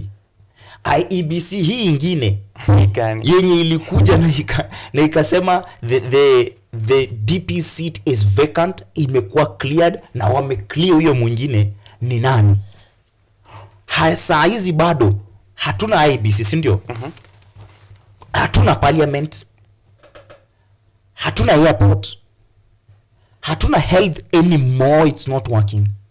As that is happening, what they are calling affordable housing bill, the standard wanasema is still a ploy. It's the Daily Nation. That Nairobi County wanaenda kutafuta title deeds wanapata. Governor Sonko ndiye akona title deed za some of these houses zenye tunaita affordable housing. Wao ndo players kila mahali, unaona? Shock of Sonko holding titles for affordable housing land. But saa hiyo huko kwingine vitu zinaenda mbio ingine ati zikuconfuse wewe. But the good thing is we have one person whom just like the DP vile anasema DP anasema DP alleges bias, irregularities hours before court case. Haamini CJ Koome. Yes. Na haamini pia Nurdin Haji. So uko kote hatuna imani, si ndio? Hapa kotini tunaweza kosa imani kwa mtu mmoja, the CJ. But we have other judges. As Kenyans, we still need to have hope. That's one thing I keep saying. Because we have a constitution. We may lack constitutionalism. We have a constitution. We are still in a democratic country. Yenye iko na 2 deputy presidents, si ndio? So wacheni wapige hiyo siasa yao. Wacheni watu distract. Do you know why? Because you cannot stop them from distracting Kenyans. They have the money, they have the power, they know the game, just like tumesema. 30 years wamekuwa hapo hivyo. Wewe ndio unaingia 26. 30 years wamekuwa wakicheza hiyo politics. Longer than I've been alive. Wewe ndio unataka kuingiza mguu kwa siasa. Sawa? The game is the same. They distract you, distract them. Don't focus on their, kama wanasukuma pawn, don't focus on the pawn. Only the wise will do that. Let me tell you what the fools will do. Don't focus on their manufactured distraction. Let me tell you what the fools will do. In Kajiado or Narok, where Morara was attacked, they said they are attacking him juu anaenda kufichua miradi ya gavana ile mbaya. Can I tell you who those are? Those are the elder generation of us, the millennials. Na sio wengi. That's the hope I want to sell to the youths. Sio wengi. Bado 1993 kushuka hivi, a whole generation occupies over 55% of Kenyan voters. If those people on 2027 will go out to vote, things will not be the same again. All right. And if it will not happen in the whole country, for sure I can tell you that half of Kenya counties will work well from 2027. Unless vijana wao waamue, we fight all this, alafu tupate hiyo power na tuharibu. But wakataka, they can change. I give you an example of Kirinyaga. Kirinyaga has 22 wards. 22 wards, if they can get only 10 MCAs who are youths, vitu zita change. We are not supposed to be having a country of more than 55% are youths, but when it comes to tendering systems and giving opportunities to the youth, wanapata 30%. Youths should not focus on this fight, but wakaitu wakijua iko. Usiparticipate nayo. Iko hata achana nayo. Kipata chance hata usiongee siasa. Jisukume. Because this is their confusion. This is their plan. Na umesema pia wakitu confuse, pia sisi tunatafuta venye tuna distract. June 25th was a good distraction. Good. Yes. Na hiyo confusion haijaisha. If you have been on X or Twitter, acha tu niite Twitter juu tushazoea. True. Si walazimishe muite X. Yes. Sio analazimisha watu waite Yes. X. Okay, Twitter. Hapo Twitter. Yes. People are being paid na inakuja by Adani to sanitize Adani. Nasikia watu wakilia, ati sijui Asamo amelipwa sijui nini.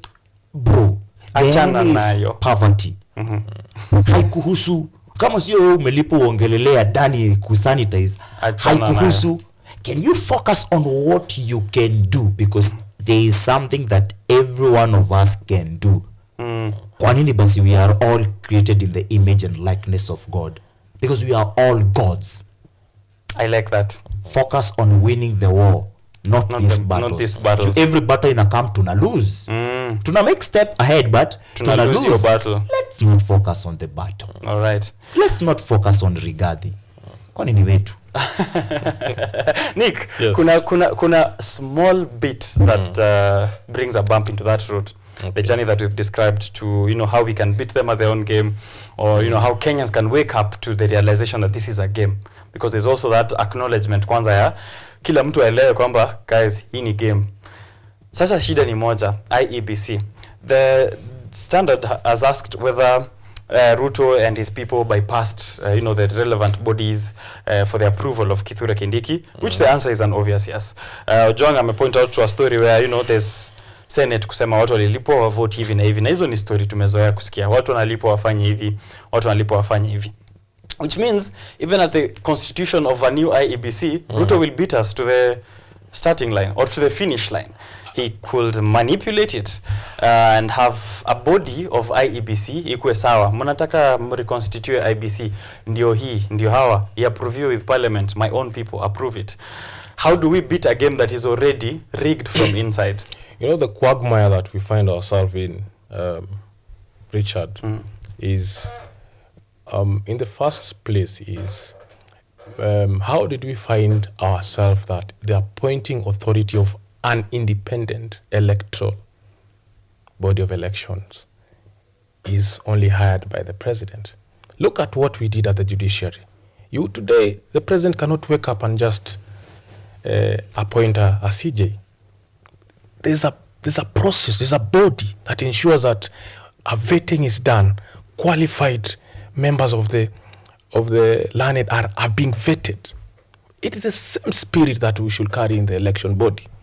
But this is a very sensitive place that one wants to make the place Kenyans to feel as if this independent body has lost faith in its functionality. Because ideally, constitutional-wise, the president has the mandate. He is just a signatory of what the parliament approves. The same way, he can only approve. But with time, I told you, how we survive as a country, let us build structures. Minimize on the politics. Because once you have structures, me and you can wake up and go to job. We minimize the issues of unemployment. Let us focus on building our systems that are not dependently on the politics of the day. I tell you today, Richard, whether Trump or Kamala becomes president, it does not affect the unemployment rate in US. Whether UK decide to have a different prime minister, it does not affect the unemployment rate, the healthcare systems. What they will be talking about is different policies. What is to be added on top? What's to be added on top? That is where we need to get as a country. That is the conversation that we need to have. It's a sad situation that I find myself most of the time I think about, that the common mwananchi, as by Constitution 2010, still thinks that kazi ya MP ni kujenga barabara. You understand?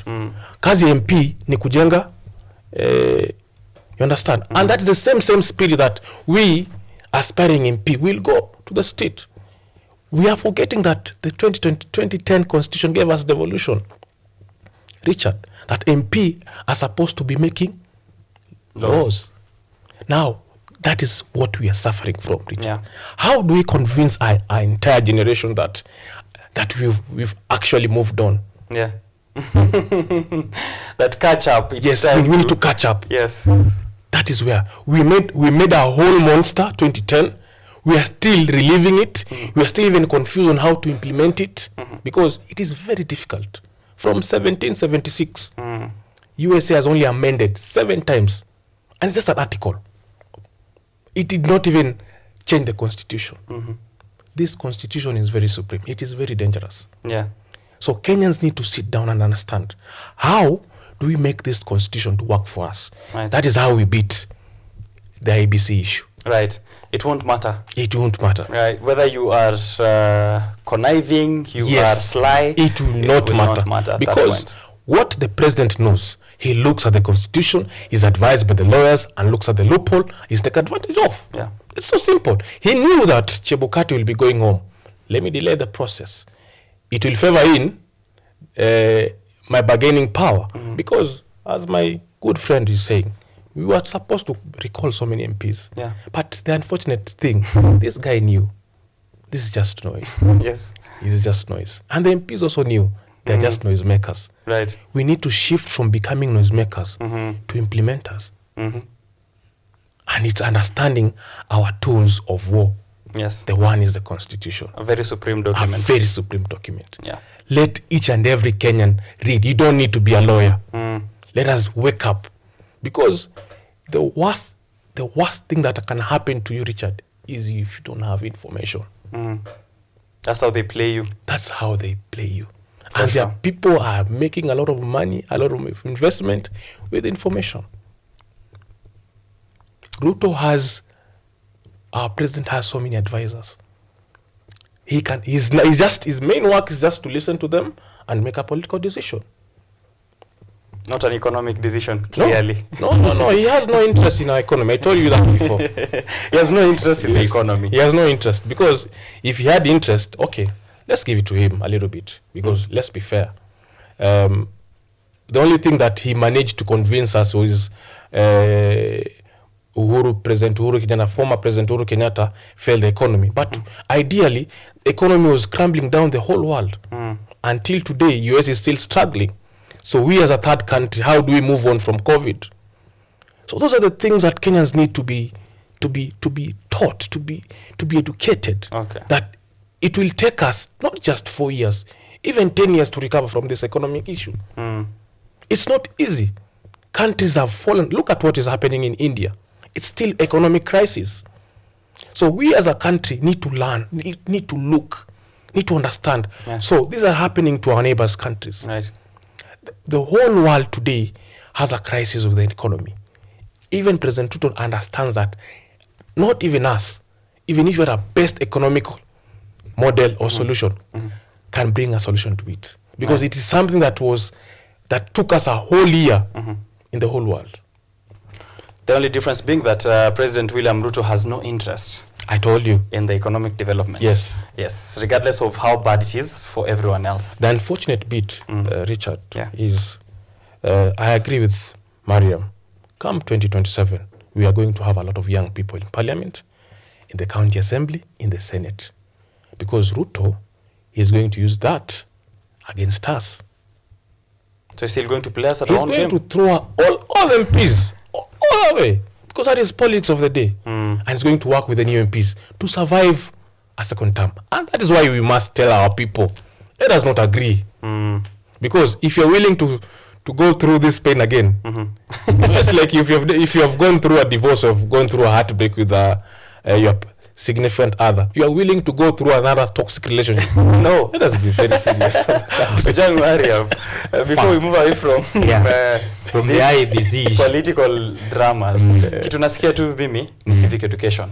You know, whatever we've been doing, we are on the right track.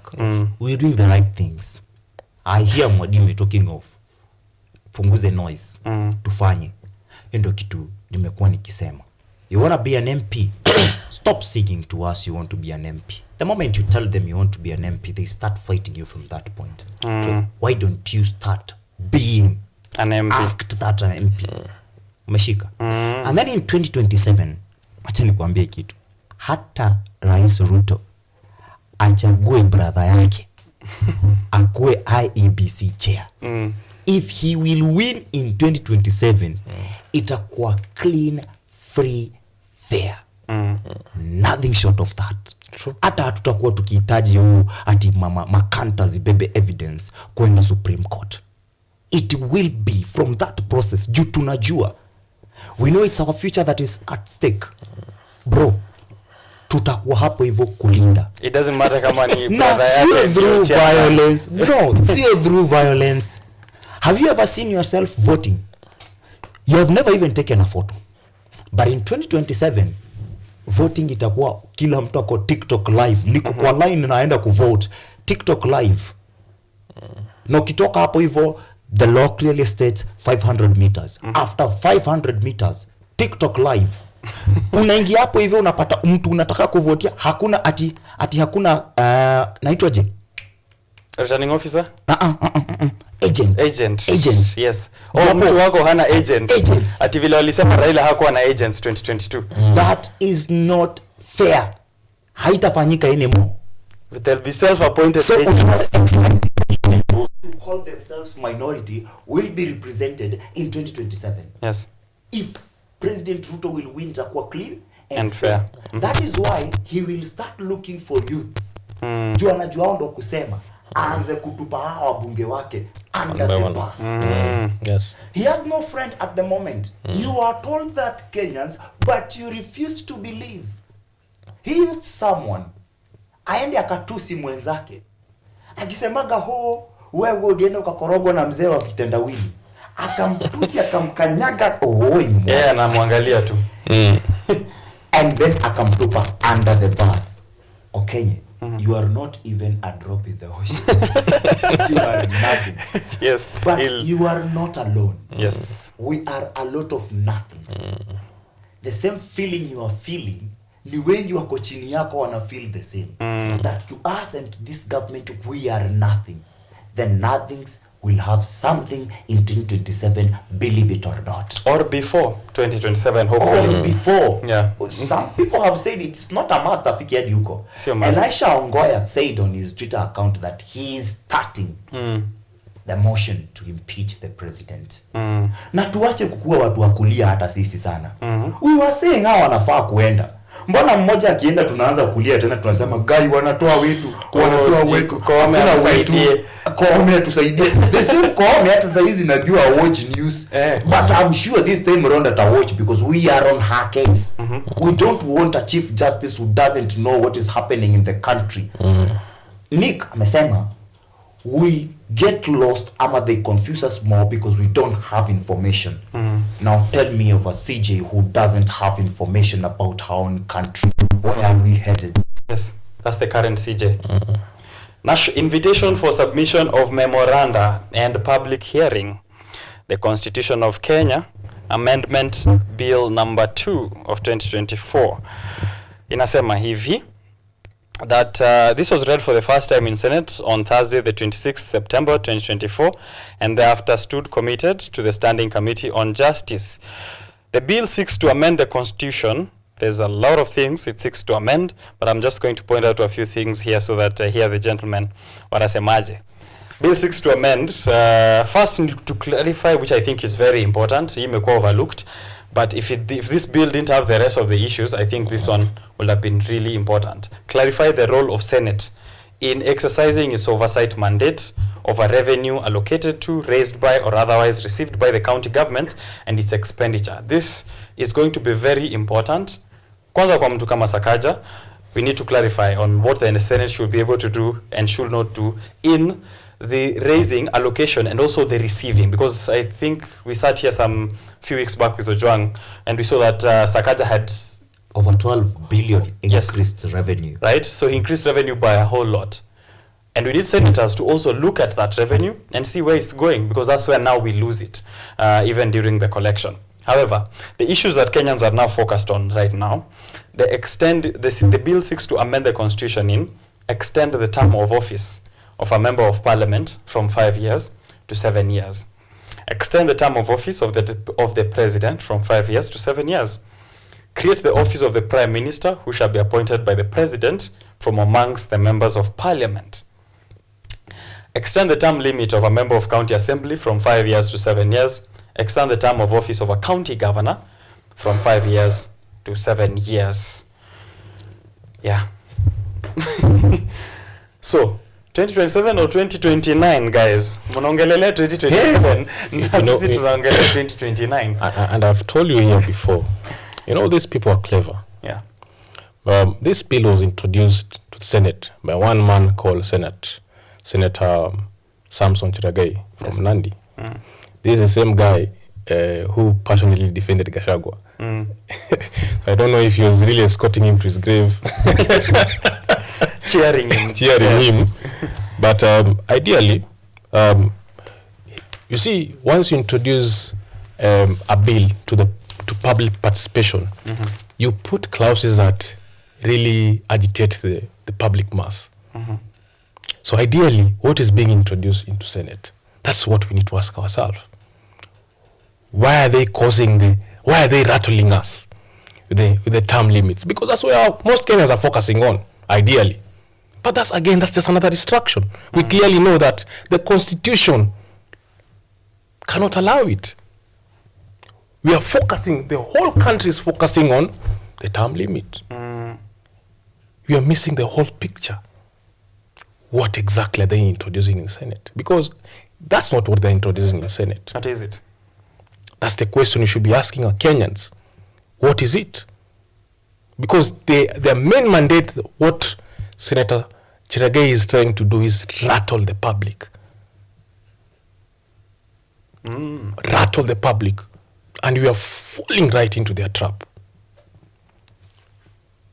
So even that tribal division is going to come in? Yeah. As they have also tried to do it with the impeachment? I totally assure you, you are being rattled for nothing. I want to agree with the first agenda because I told you here before, we need to separate powers. Today, National Assembly is vetting the county government. Tomorrow, Senate is doing the same. There's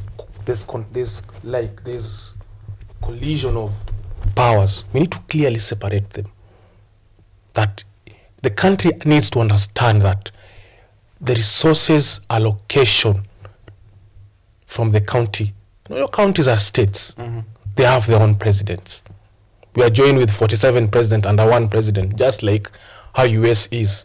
That Michigan or Arizona or whatever state can have its own revenue.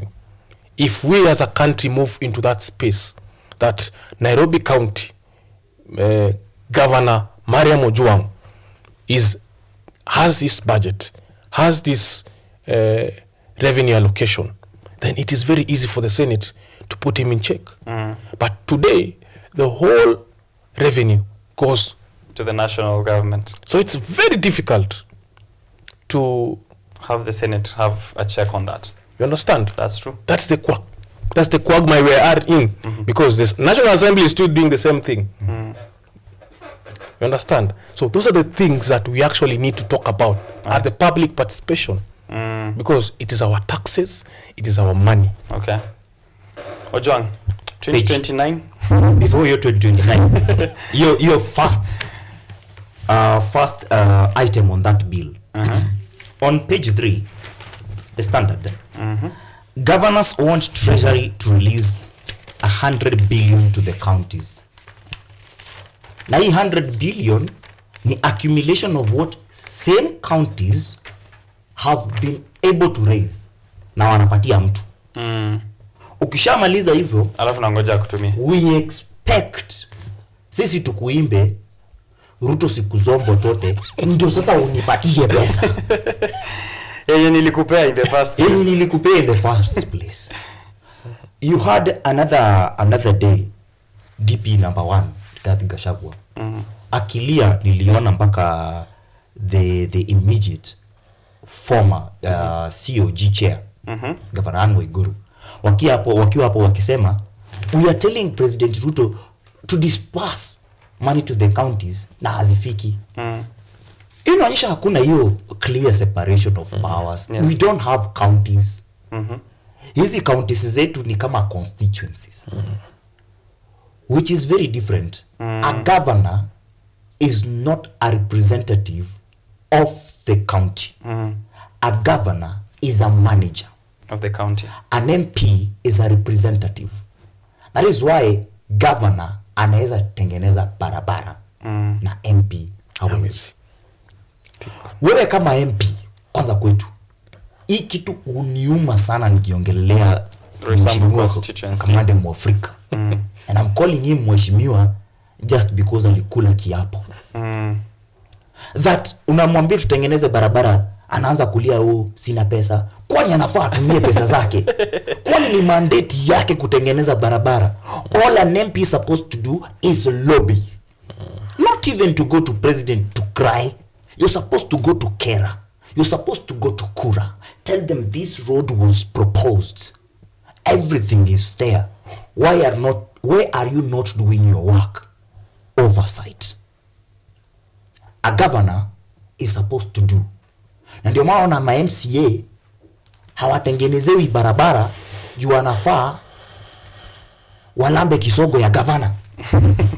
Wamuoshe. Na usipomuosha unaambiwa hautapewa pesa. But Kenyans still continue to close their eyes, blindfold themselves. Wanasahau in those places that we call opposition areas, wabunge wa huko are still doing it. How? Wewe mwenye unaimba Ruto ama gavana wewe ndio haupati. Wale wengine wanafanya. Why are you not doing it? Because you don't know your role. But it has nothing to do with you doing it. So your bill iko poa up to that point. The rest ni kelele. Hata ndio maana siongelee term limit na term. Nimeshanga wiki mzima, wiki mbili hujaniongelesha mambo ya term. Na wakileta itapita bro. Itapita bunge zote mbili. Itapita tu. Watamwaga pesa. That is a very scary thing to know. But ikikuja kwetu sisi tutareact aje, tutaletewa public participation. Lazima ikuje. Changing a term limit should not be something of public participation then debate in parliament na it should be a referendum. Yes. Let us vote. Sisi tuseme yes or no. Si nyinyi wabunge watu 290 jua wengine wote ni nominated, they are not members of parliament. You cannot tell me that Senator Karen Nyamo is a senator. Is a senator just because she was nominated. Tell me 5 things she has done as a senator, not as an influencer, as a senator. Kweli. So we cannot allow a few influencers and senators to decide to change the constitution overnight. The Speaker of the Senate, during that impeachment motion, he said something Okenya had told you and had told Ongure that we will debate on facts and not emotions. Aliwakumbusha akawaambia, this is not the time for you to get TikTok videos. Muuliza hapa maswali. Isa kwenda kutrend. Unaona? So, hizo watatufai kuongelelea. It's a distraction. Yeah. Focus on what is right. I agree. Whenever you see tumesema media and communication itatumika kusela dani. Whenever they tell you something about this or doubts arise of a body thought to be that of MCA Wajir, focus on what they are not telling you. Research. It's free information. Research. Kwenye hauna ulizia tutakusaidia. We get information so that in 2027 we can change the country. Right. But the game is the same. Still the game. They are the players. What will help us? You cannot teach old cats new tricks. We are the new cats. With the new we know the old tricks. Jundo tulinyonya hayo maziwa tukapanda tukagrow, and we know the new tricks. Right now AI is taking over. Inatusaidia sana sisi kama youths. 2027 vile tu between June and July when we were protesting, walitengeneza a chat GPT ya kuweka wabunge in check, imejaa all information. By then tutakuwa mpaka na app ya kumonitor elections. Tali na kumonitor those elections. There is a hope, guys. Yes. And believe it or not, 2027 we must have election. If we will not have election, I am telling you this, and I'm not telling you this as a leader. I'm telling you this just like any other normal citizen. Vile tuko na madipi wawili. By 2027 it's either jeshi ama constitution. Not Ruto. Jeshi ama constitution. Right. One of them will be supreme. Right. You know, Richard, I want to think like a politician. Just in a minute. Because I know Ruto will not use the same strategy that he used in 2022. It is very obvious.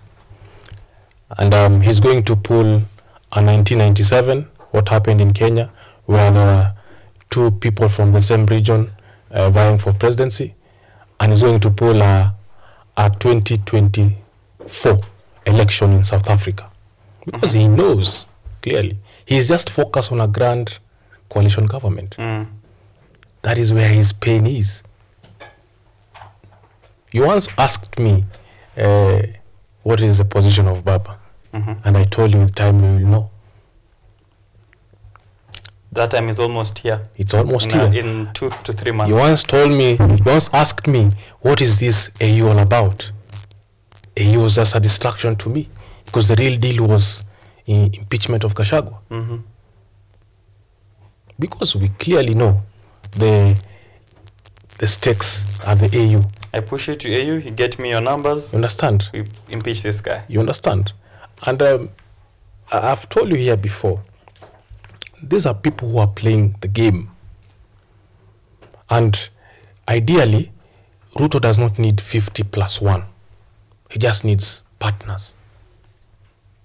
If Musalia stands for presidency, if he stands for presidency, and if someone from here, my region, where we come from, stands for presidency, number 1 and number 2 will join hands to form the government.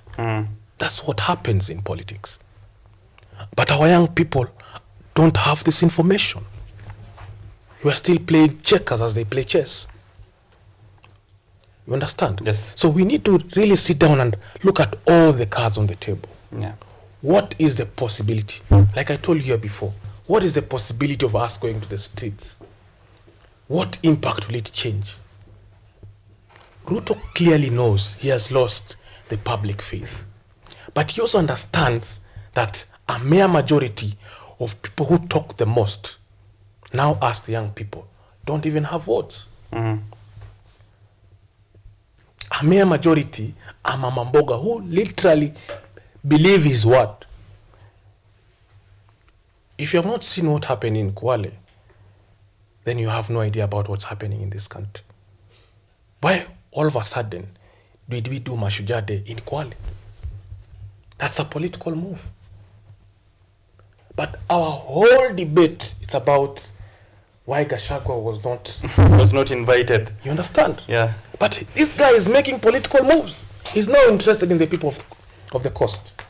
I assure you, by the time 2027 comes, he will have convinced the people of the coast that, give me another term. And they will be convinced the same way he convinced the people of the mountain. So as he's trying to convince them, we should also be having our own plan exactly to do the same. You understand? Right. Let us, I solemnly like what Kibaso Morara started. Yeah. The only unfortunate bit is he ought to have brought all the stakeholders on the table. Bring great minds like Maria Mojam. So that is not a one-man fight. It will be so hard for him to fight an army. But it will be so easy. If he has an army of people. You understand? Right. So, at the end of it all, I saw clearly yesterday, or on Sunday, on Mashujaa Day, I saw Ali Hassan Joho. I saw Ali Mvurya. I saw, Achani, the governor. I saw the whole coast region uniting. That's very dangerous. That's very dangerous. But as we said, the most dangerous thing that we have currently is the Constitution. Once we have it in our hands and we understand that it's supreme and can surpass all of these games, we'll be definitely using new tricks that the old cards can't. Ideally, I'm trying to really be practical. Yes. We might not effect change as we want, just like that. Yes. But we might make a dent so that the coming generation, because we have our brothers and sisters who are still watching us. Yeah. You know, we are the freedom fighters of the day. We might not enjoy the freedom itself. You are just telling the stories of what the Mau Mau fought. And it is a very scary position to be, Richard. The three of us here are having a conversation about a country that we ought to have in the next 30 years. It is very scary. It needs brave men. Yep. And ideally, I want to encourage each and every young person. I watch this show every time. I watch Mariam on Monday. I watch your show on Tuesday. It builds the spirit of the country that we are supposed to build. The freedom fighters that fought for this country in all regions by sweat and blood, we are the freedom fighters of today. We need to reorganize, we need to re-strategize, we need to plan ourselves, because ideally also the youths are the enemy of themselves. Today we are very hungry, and Ruto knows very well to negotiate with our greed. I told you it's an art that nikukupatia 50k na hujalipa rent, hauwezi kataa. That's what your rent kwanza. Yeah. Ndio nije mbona umenipatia 50k. You understand? Mbona umenipatia baadaye. But that point of time, I'm already your master. True. Therefore, be vigilant, especially the young people who have been rallying again around the singled out so-called leaders of the young people. That's also something that we've discussed here from time to time. Not put your faith on individuals. Kama vile Nika nashinda akisema, let's build systems. Venye Ojwang amesema, let's build systems. No, hata kama the whole of IEBC is George Ruto chairman, Charlene Ruto vice chairman, it won't matter because we have already built systems and we have faith within the young people. Gents, we have less than 15 minutes actually to wrap this up. So I'd like us to move a bit to the Business Daily and then bounce back to the Daily Nation and the Standard to look at more stories. Bank account zenu zinaread aje, because Kenyans with over 500,000 in the banks have been revealed. Na wanasema ni watu kiasi, less than 1%. Less than 1% of Kenya's bank accounts have more than 500k. Kwani mmeweka wapi pesa ama amna kakiru? So here is the Business Daily. Inasema Central Bank has released this information, and the number of super rich in Kenya, however, keeps growing. There's me rich and then there's super rich. So the number of super rich in Kenya is among the fastest growing in the continent. However, it's only those few people who are the top 1%, that less than 1%, are the only one whose wealth keeps growing. Which means that gap still keeps expanding. And they have this graphic here of bank accounts and below 5,000, below 500,000 and above 500,000. And this is from 2022 to 2023. Kenya's economy has grown on average by 5% annually over the past decade, but the benefits have not been distributed equally. As I have said again, only the top 1% or only less than 1% of the bank accounts have more than 500k. And I think I read a statistic sometime back here on the show saying that Kenyans who earn a total of 100k or more than 100k per month in Kenya are also less than 10%. Inakwambia nini statistic, Ojwang?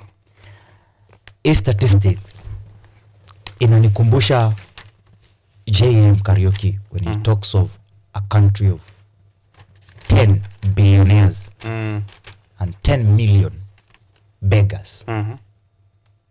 Tukaandamana bega kwa bega since then hadi saa hizi.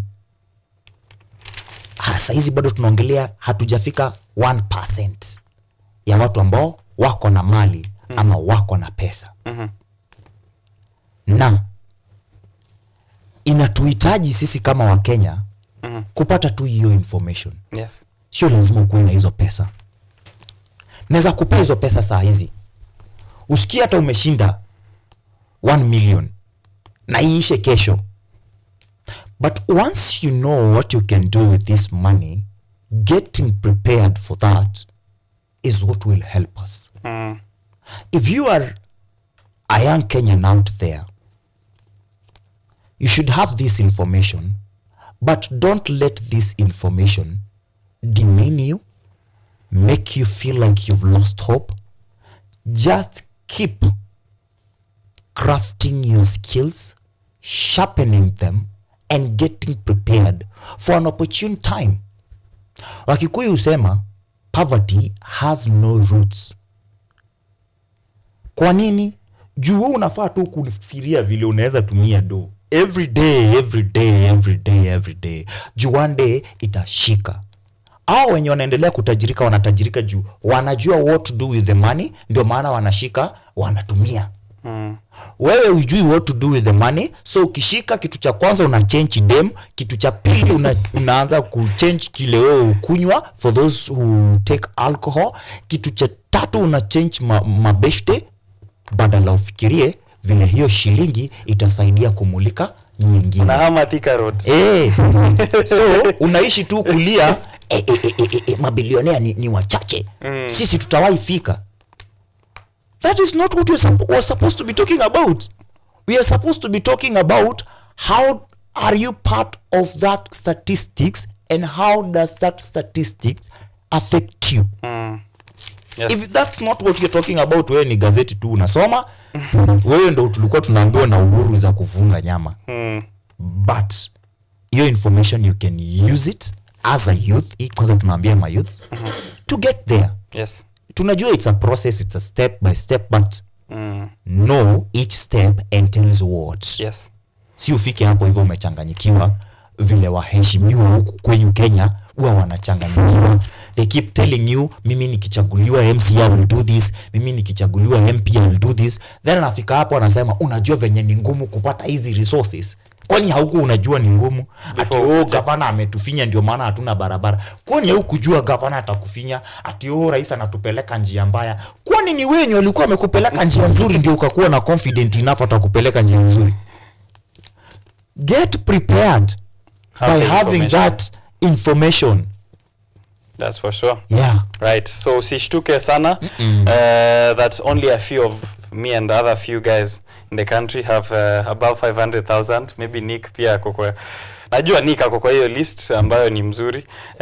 Be encouraged and get into investment, and nimependa investment advice sana kwa hii show, and we'll do a bit more of that pia.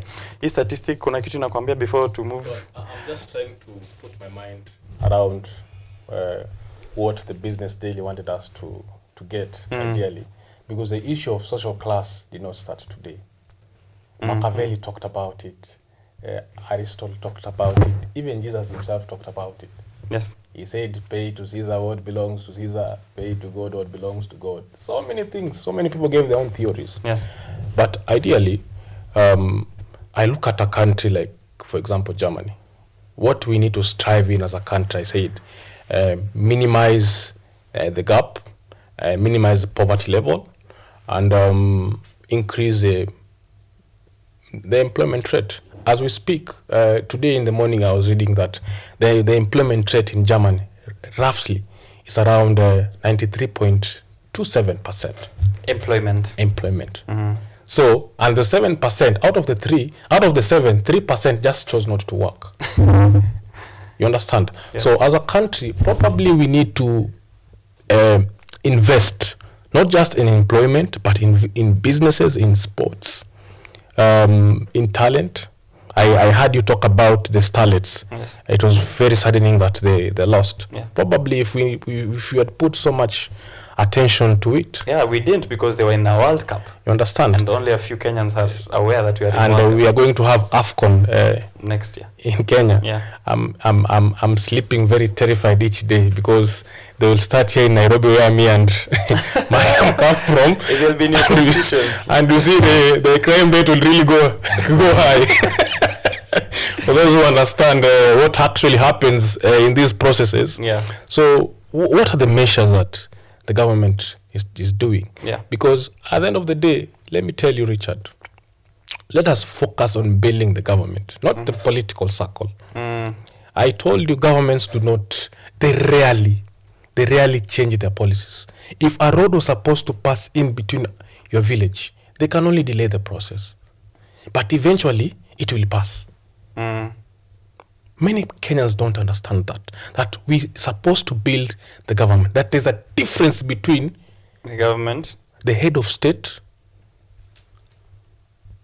and the president. There's a thin line. The head of state is the head of government. The president is a politician. Most people don't understand that.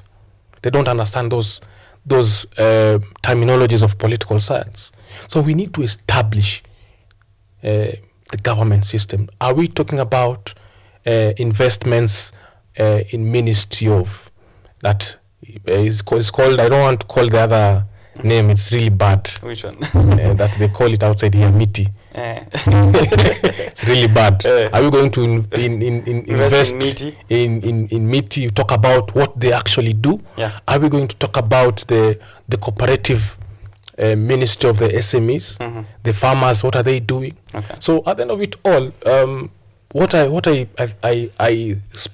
let me just say speculate is, how do we as a country minimize the poverty level? Because how I feel in Roysambu in terms of opportunities should be the same opportunity of someone living in Karen. Yes. In terms of the government structure. How I feel about the health coverage, it should be very the same. I should have confidence in it. Yeah. I should have confidence in the education funding model.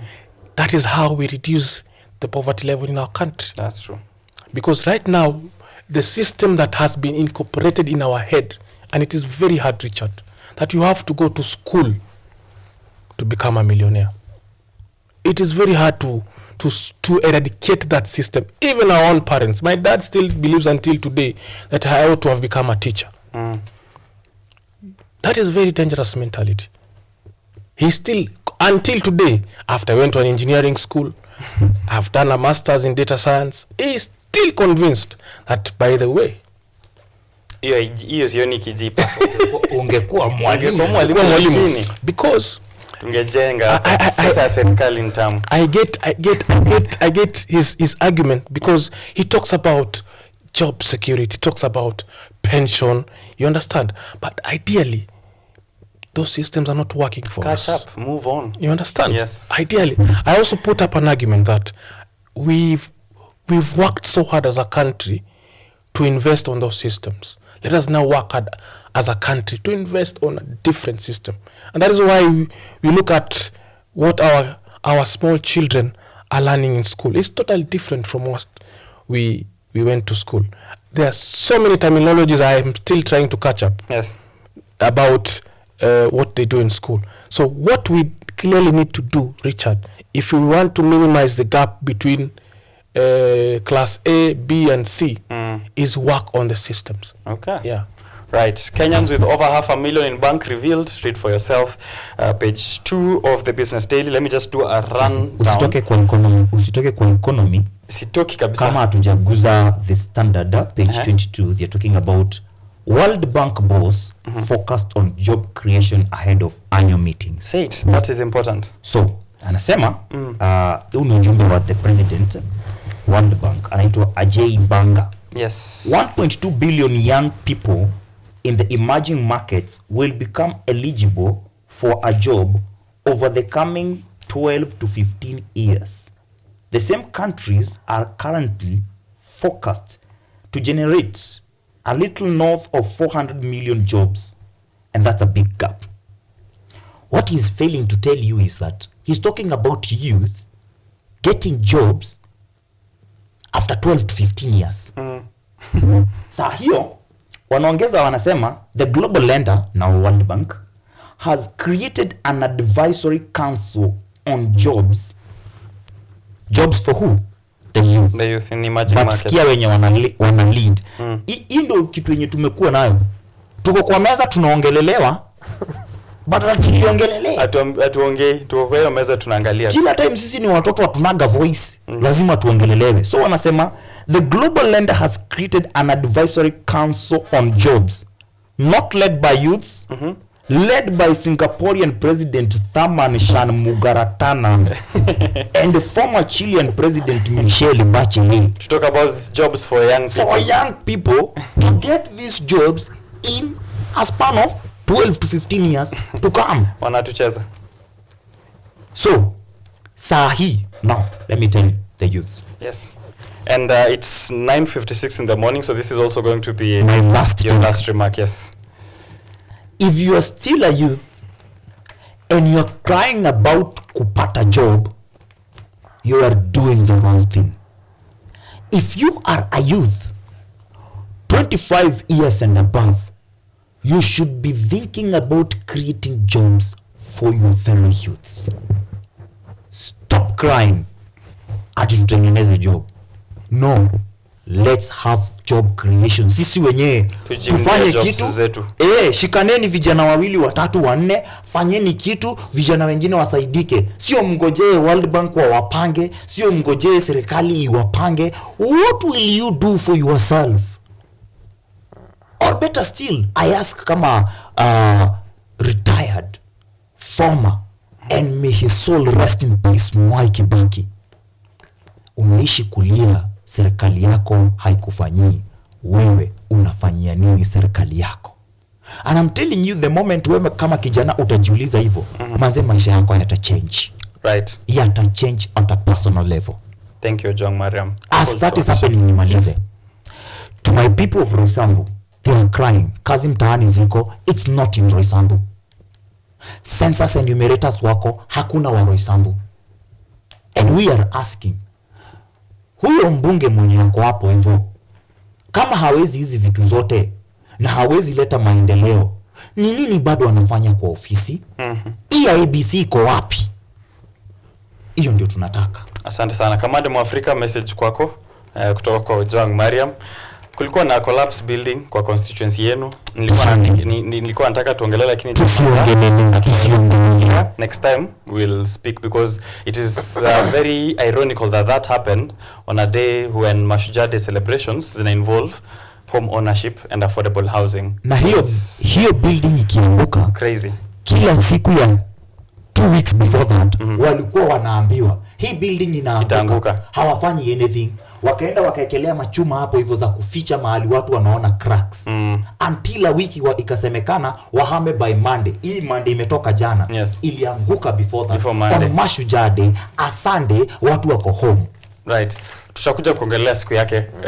Nick, 30 seconds. At best. At best. Yes. So, well, I think my message is very clear to Kenyans today. And it's a very sad situation that we have done politics for 2 years. We have not focused really much on how to improve our country. And I told you here before, by the time 2027 comes, Kenyans will really be tired of so many things. And I want to tell Kenyans that this is an opportunity for you to reflect and to watch where you want to go. And then 2, I want to invite Kenyans to recently you've been asking me what I've been up to, Richard. Yes. And probably it's imperative I tell you that me and my friends, as Mariam is talking about, we took an initiative to register a political party. So I want to encourage all Kenyans to go search Kenya Ahadi Party. And if you feel that you can be a change maker of this country, wherever you are, please go there, register. Okay. It is your vote, it is your voice that will speak for you. Okay. Finally, I want to pass my greetings to the people of Mount Kenya Colleges and University Association, because they have employed me here to come to speak about their issues. Yes. And to say that we as a people of young leaders of the mountain are still vigilant, that we shall not give up on our dreams. All right. And I pass my regards to the people of Roysambu, because it is very, very clear that we need to talk more about our issues. And I'm really happy today that you have had you have had 2 young men from Roysambu. Yes. And the urge to make our home better is there. Thank you so thank you so much to this platform. Thank you too. Thank you to you, and also thank you to Director Ryan. All right. Yes. Those are the 2 gentlemen I had today, Ojong Mariam, Nick Madime Mwangi, the future leadership, current future leadership, Roysambu constituency, Nairobi County, and Kenya at large, involving myself. My name is Richard OKENYE. Thank you for watching Biashara Tuesday. See you next week. You have to flip it. Twende biashara boss. Okay. Mina biashara. Flow same tada. Flow so tight as Chris Cantata. Young in pala. Ass like Prada. Kama